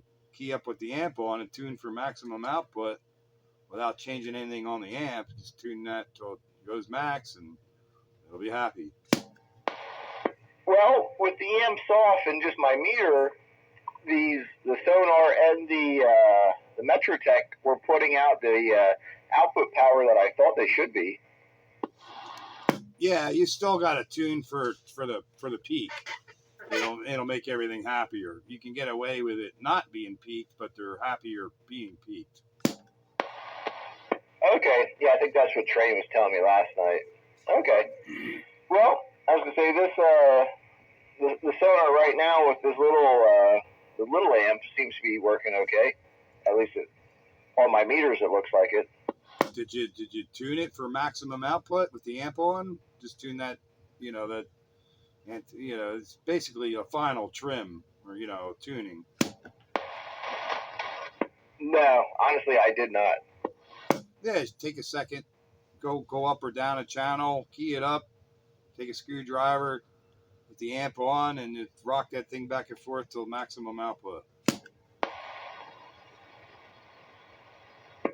Yeah, like I was telling Train last night, that with the way I have everything set up right now, it's kind of hard for me to do that, because I kind of have everything stacked on top of each other at the moment. Well, you're probably not that far off, and tubes are pretty forgiving for SWR, so it's not like you're going to blow anything up or anything.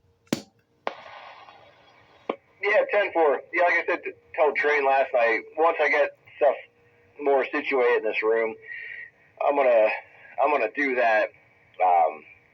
But at the moment, it's kind of tough for me to look at the meter and adjust that little dial, or it's just like it's a small little flathead screw in the back. Yeah, that's right. But anyway, moving on. It's got pretty nice audio, pretty nice receive on the receive side, though, don't it? Yeah, I was gonna say I've been on it now for probably about 8 minutes, and everything seems to be sounding good. And I hope my transmit sounds all right. Oh yeah, you would be definitely Train approved in your audio department. He would say that sounds nice. He would, and if he was out here, he would tell you himself. If he's sandbagging off on the side, that's his cue. But anyway, I wish you many years of good luck and success with it. So glad it went to a happy home. 10-4. Yep. Yeah. It's I want to rearrange all this room.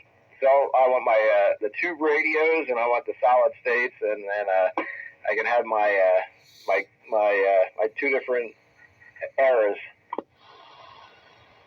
So you're going to have like a line down the middle of the road? Yeah, don't cross. One night you'll be transmitting from and receiving from one set of radios, and then you cross over the line and get to the tube side or whatever. Well, I'll be honest with you. The tubes these will be pretty much only on classic radio nights. I don't see me using them on just regular talking nights, just because of wear and tear on them. Yeah, Wednesday night radios. Man, you can fire them tubes up as much as the solid state radios and talk all you want. Those things are going to last for years. And tube radios are actually happier if you turn them on and leave them on. So if you're going to be, in and out and around and about, you get on at one point in the day, but you're going to come back, just leave it on. Yeah, with the Metrotech, that's what I was doing. If I was going to be on it, I was going to leave it on for a bit. I kind of know that with the tube amplifiers, where they don't enjoy being turned on and off unless they're put on standby. So I do understand that tube aspect. Yeah, it's mostly all about the filaments. It's just like a light bulb. The more you turn it on and off of a light bulb and energize that filament, the less life it has. You just turn it on and leave it on, it's, you get more life out of it. It's that whole cycling of the filament. So you're already aware of that. Yeah. I was going to say, how about that, Bite Buster? How does it sound up your way? Well, you're not as bodacious as you normally are, but it's crystal clear, that's for sure. 10-4. Well, that's fine for me. You got more mic gain on that D104? If you do, you could probably get away with it and still be fine. The only thing I could do is throw it through my little my equalizer here, but my extension cable I got to fix. So no, this is pretty much the most gain I can give. All right. Well, you also got to be careful of be aware of the fact that switching in the microphone is 120 volts. It ain't no low voltage, solid state radio switching. Yeah, 10-4. Yeah, I was gonna say this is just a regular not a regular D104, but this is a D104 with that upgraded preamp board in it. Which is what I usually use on most of my radios. And you got the gain pot all the way up? It doesn't have an actual gain. It has bass and treble, and that's about it. There's no actual gain. That sounds like a ripoff. You have a lot of mic noise. Yeah, I do, because I got contacts on this Turner Plus 2 that are wonky. I can't use the push to talk bar. I got to use my flip switch, but it still goes yeah in between.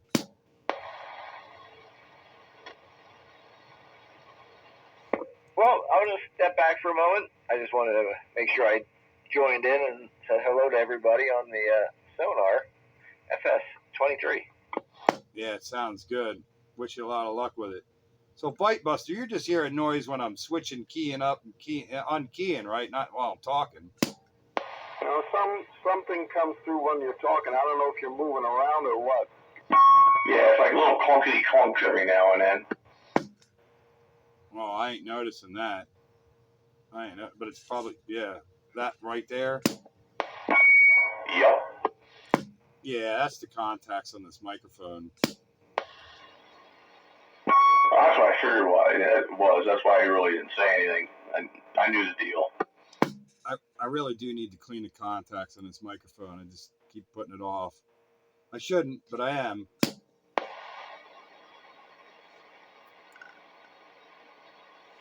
Sometimes you just don't feel like doing it.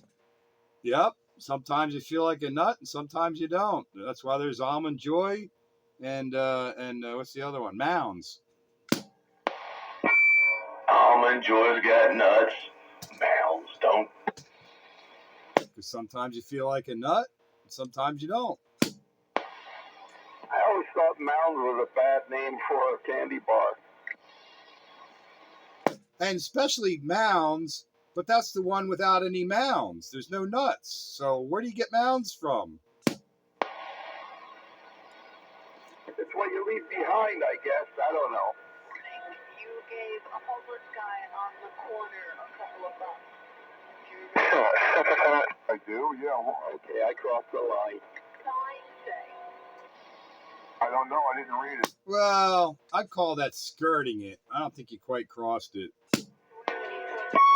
Oh no. Yeah, I didn't for.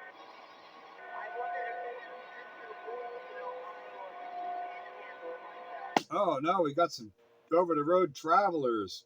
Good buddy bumper humpers here on 13. Yeah, but you would think they'd be out of range by now, because they were in here earlier.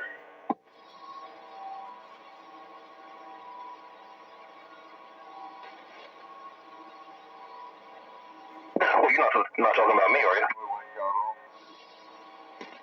thought it was okay. No, one of them's a YL.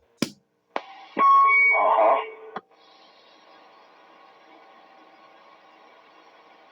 The why who?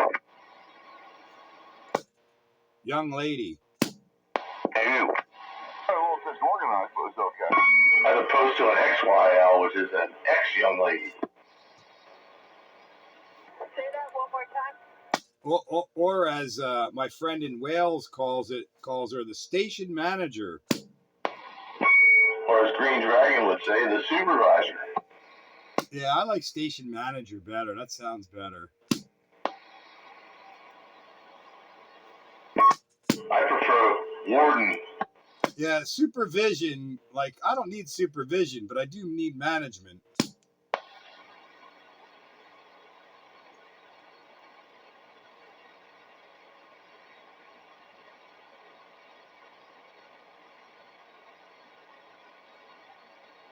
It was 7.6 miles from home, Conroe.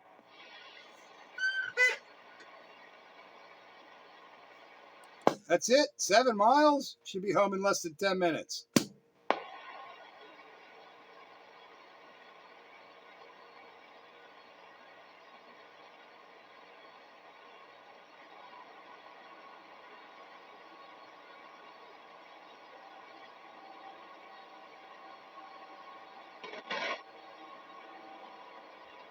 so happy to almost be home. Yeah, I'm happy because I am home. Yeah. If you lived here, you'd be home too.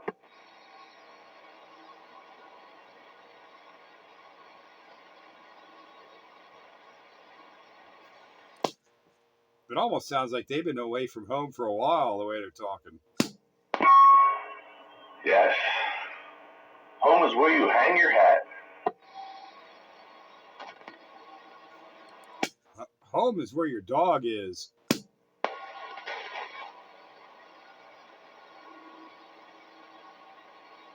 Your husky's about 2 years old, right? Yeah, I think he's a little over 2 at this point.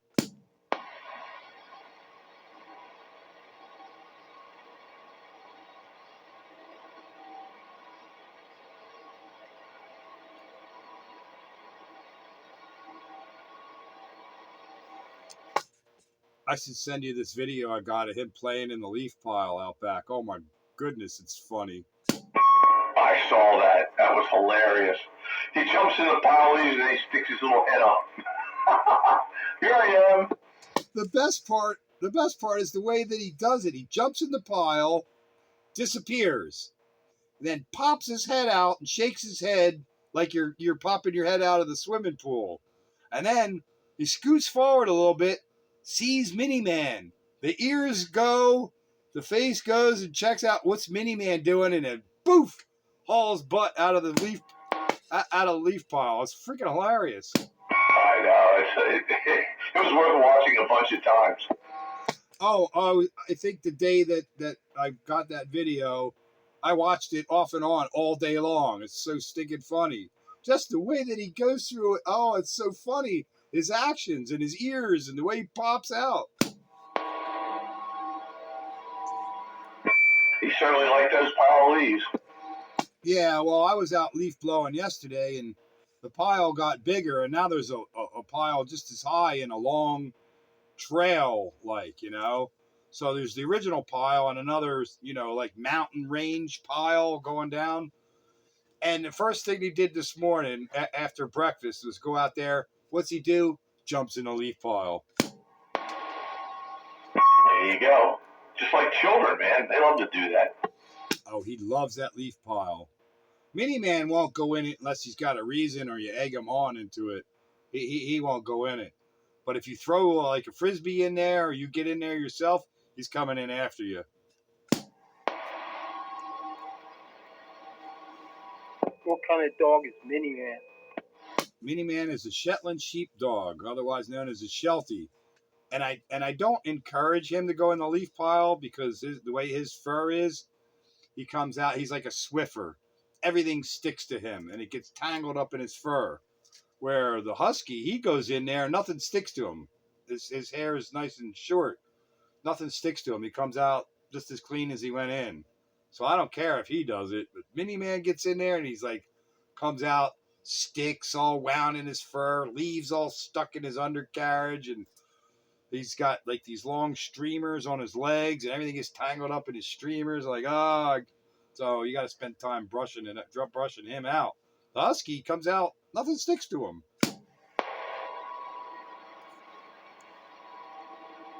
Saw a video of a dog today that had all these needles. I guess he went in the field somewhere and got all these needles in his mouth. Yeah, I should send you that video of my Husky jumping in a leaf pile. His expression is freaking hilarious. Stuff looks like it's closed already. What do you think, Carol? Yeah, I'm surprised. Everything's closed up. Well, I'm glad you saw it, Dave, because it's certainly much more fun to watch than try to describe. Oh my God. Dogs being their funniest thing. The expression when he pops out of the leaves, you know, he dives in, disappears. You know, it's a whole hot second before he pops his head out. I caught that video too. It's enjoyable, isn't it? That's so stinking funny. It was a riot. I must have watched that video at least like a dozen times already.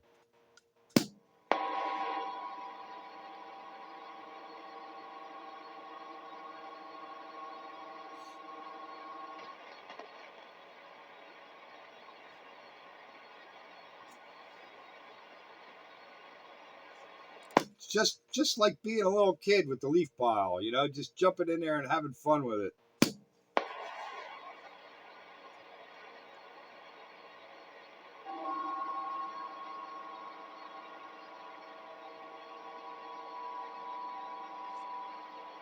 So you guys have rain yet? I don't know, but my tinnitus started up, my radio tinnitus. Oh no.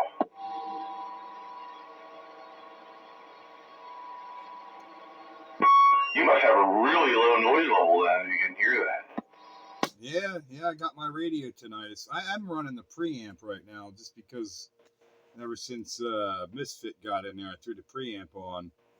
Not that I couldn't hear him, but it certainly made it easier. But the tinnitus is like giving me a 3 to 4 with the preamp on. Yeah, it's a shame we can't figure out where that's coming from. And it varies in signal strength, like it's, you know, riding in on, you know, some tropo or something. Yeah, I don't know. And it's a mystery. Because I certainly don't hear it, but then again, I don't have zero noise level. Yeah, I got kind of a zero noise level. I mean, I can always get away with a preamp here and pretty much still have a zero noise level. But anyway, at least now you'll know what that tone sounds like that I hear, unless you've heard it on previous gates. When did you first notice it? Oh, at least a year or two ago. No, I mean tonight. Oh, oh, maybe 5 minutes ago, 10 minutes ago, it might have started. And then it seemed like it went away, and then it came back just now. Yeah, because I've never noticed it on previous gates because I guess maybe you never, brought attention to it, but I'll be sure to listen for it this time. There it is right now. A little bit less signal level. But that's Sometimes it. I get a sweeping noise when I have my amplifier on. As soon as I turn it off, the sweeping noise stops. That's weird.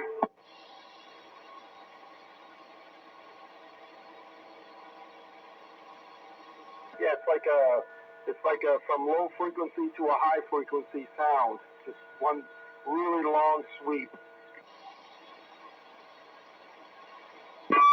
Well, you seem to have some kind of multipath going on. I'm watching Bytebuster go from a 5 to a 7 to a 6 to a 5.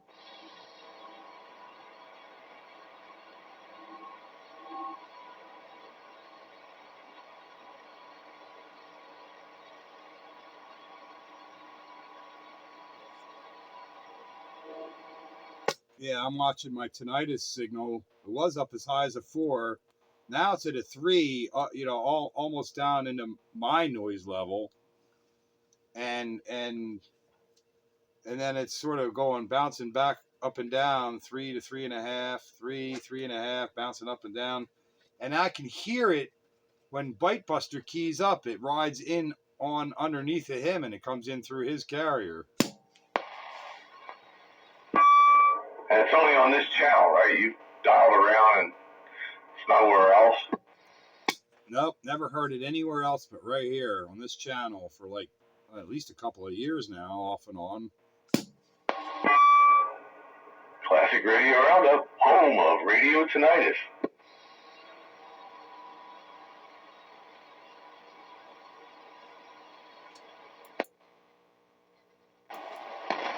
If I turn the preamp off right now, I can't hear it.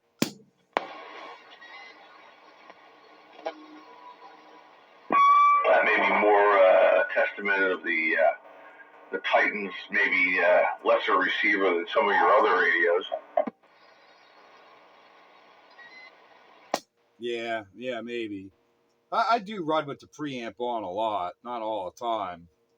All depends on how quiet things are overall. If things are really quiet, I turn it on just so I can hear those long distance breakers and stuff.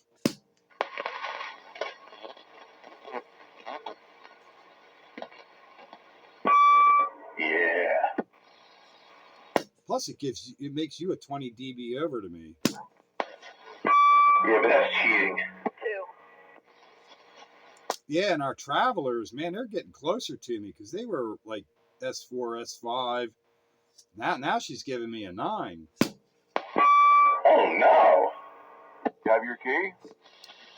Yeah, they're both giving me a 9, and they're almost home, I guess, because they're asking about keys. Yeah, how about that? Riding around with the squelchers on there. Yeah, if they hear us, they're plain ignoring us. Yeah, they're probably, 2 separate vehicles following each other. They can run the squelch way up. Yep, most likely. Trucker tactics. Yeah, as Wayne coined back in the day, at least as far as I know, good buddy bumper humpers. Bumper humpers was mine. Oh, is that yours? Uh-huh.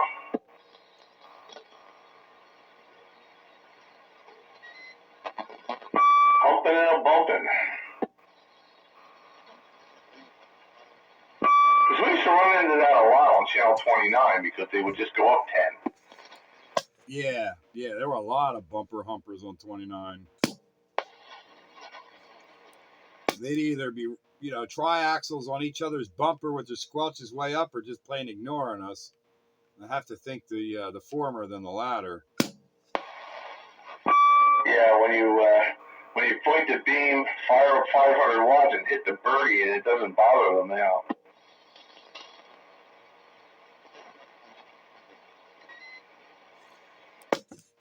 Yeah, but then they would roll up 202 and come right under my house. They heard me then. Yeah, that's about the only time. I think Pete needs to clean his microphone. Yeah, eventually. remember, I don't know, probably a year ago or something like that, Wayne was running with his hand right there, and it was a crackling and a carrying on. Now you got the disease. I think I just need to use this radio more. How about that, JR? Do I sound a little bit better tonight? What do you mean, Joker? I don't think you're as loud as you normally are, but you sound fine. Nope, I am definitely not as loud as I usually am. But if I sound okay, that's what I'm going for. Yeah, you're fine. You're okie dokie. 10-4. I'll be back. I just misplaced something, so I'll be back. There he goes. He's off and running again. He comes and goes. He's the Joker. He's definitely the Joker. He's a joker. He's a smoker. He's a chicken choker. What you got that annoying ping for? It's a Browning. Oh, you actually got one of them? No, I didn't recall you had one of them. Okay. Well, your ping is the way it's, your ping is probably the way it's supposed to be. Yeah, this is the standard ping, not the extended ping. Yeah, it's definitely an ear difference, you know. That sounds like the standard ping, as I remember Jack had one of them. That's what I heard. It's kind of a nice ping. Yeah, and I'm not moving the mic around either, so it's kind of a standard kind of single tone ping. You know, a lot of times you move the mic and it'll change pitch and stuff. You know, a lot of guys will do that. That's what I do when I'm running my faux Browning. I move the mic around so it goes wee. Yeah, like that. That's it. Yeah, Tim Roger right on the cat and bigot.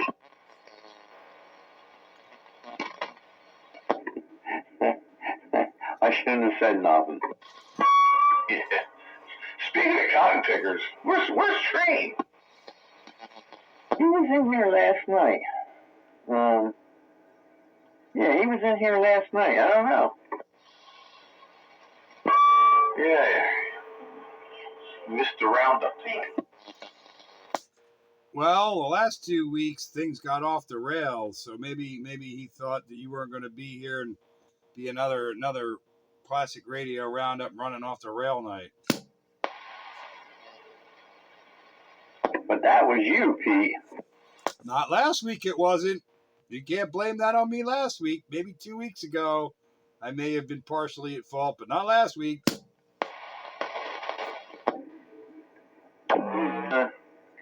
Well, I don't know. It was one of them nights. You did your deed. Well, it wasn't last week because I never transmitted last week. All right. Well, it was the week before then. I don't know. It all blends in. Blends together. But all I did was go 1 1 1 1 1 1 1 1 1 1 1 1 1. That's all I did. Started the ball rolling. Speak of the devil. Yeah, it goes right downhill after that. Good evening there, Night Train. I don't think that was Train. Sound like Train. Nah, that wasn't him. That was somebody else. That was me. Someone with low audio. It's the alley cat with mic gain reduced. Ah, a wise guy. A trickster. A trickster. We got a jokester and we got a trickster. You're a wise guy, eh? Weisenheimer. A Dumkopf. A Weisenheimer is a Jewish fella. Ah.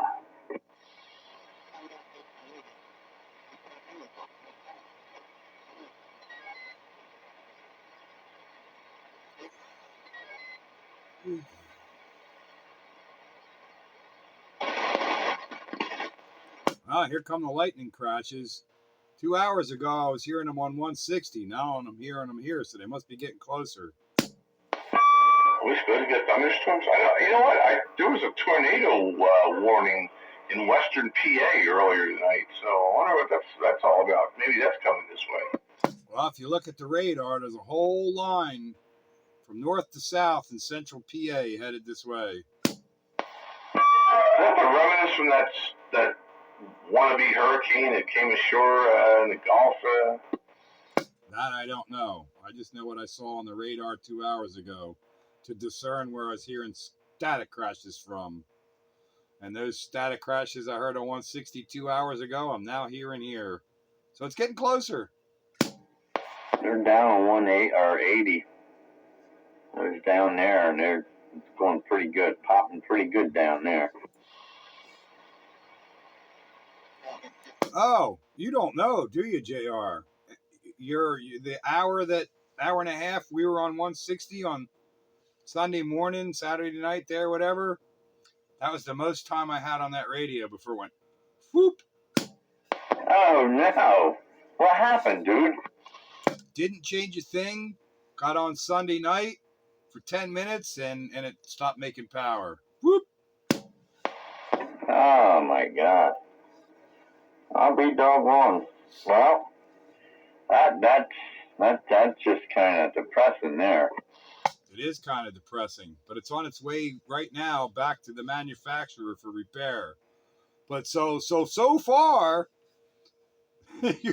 you and I are the only ones who got to use it for any length of time. Yeah, it was working too, you know. It was doing its thing. Well, I don't even know what that's about. Scratching my head on that one. I guess we'll find out.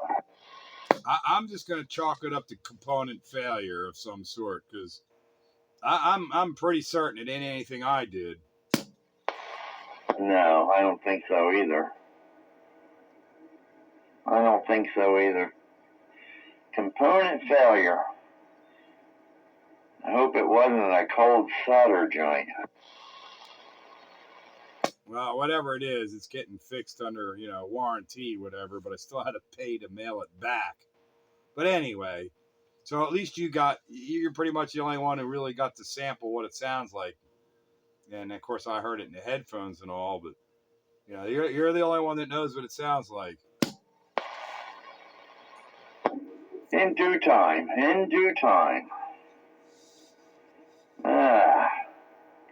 Did you ever, I don't know, you probably didn't have enough time to play with. Did you ever do anything about the microphone?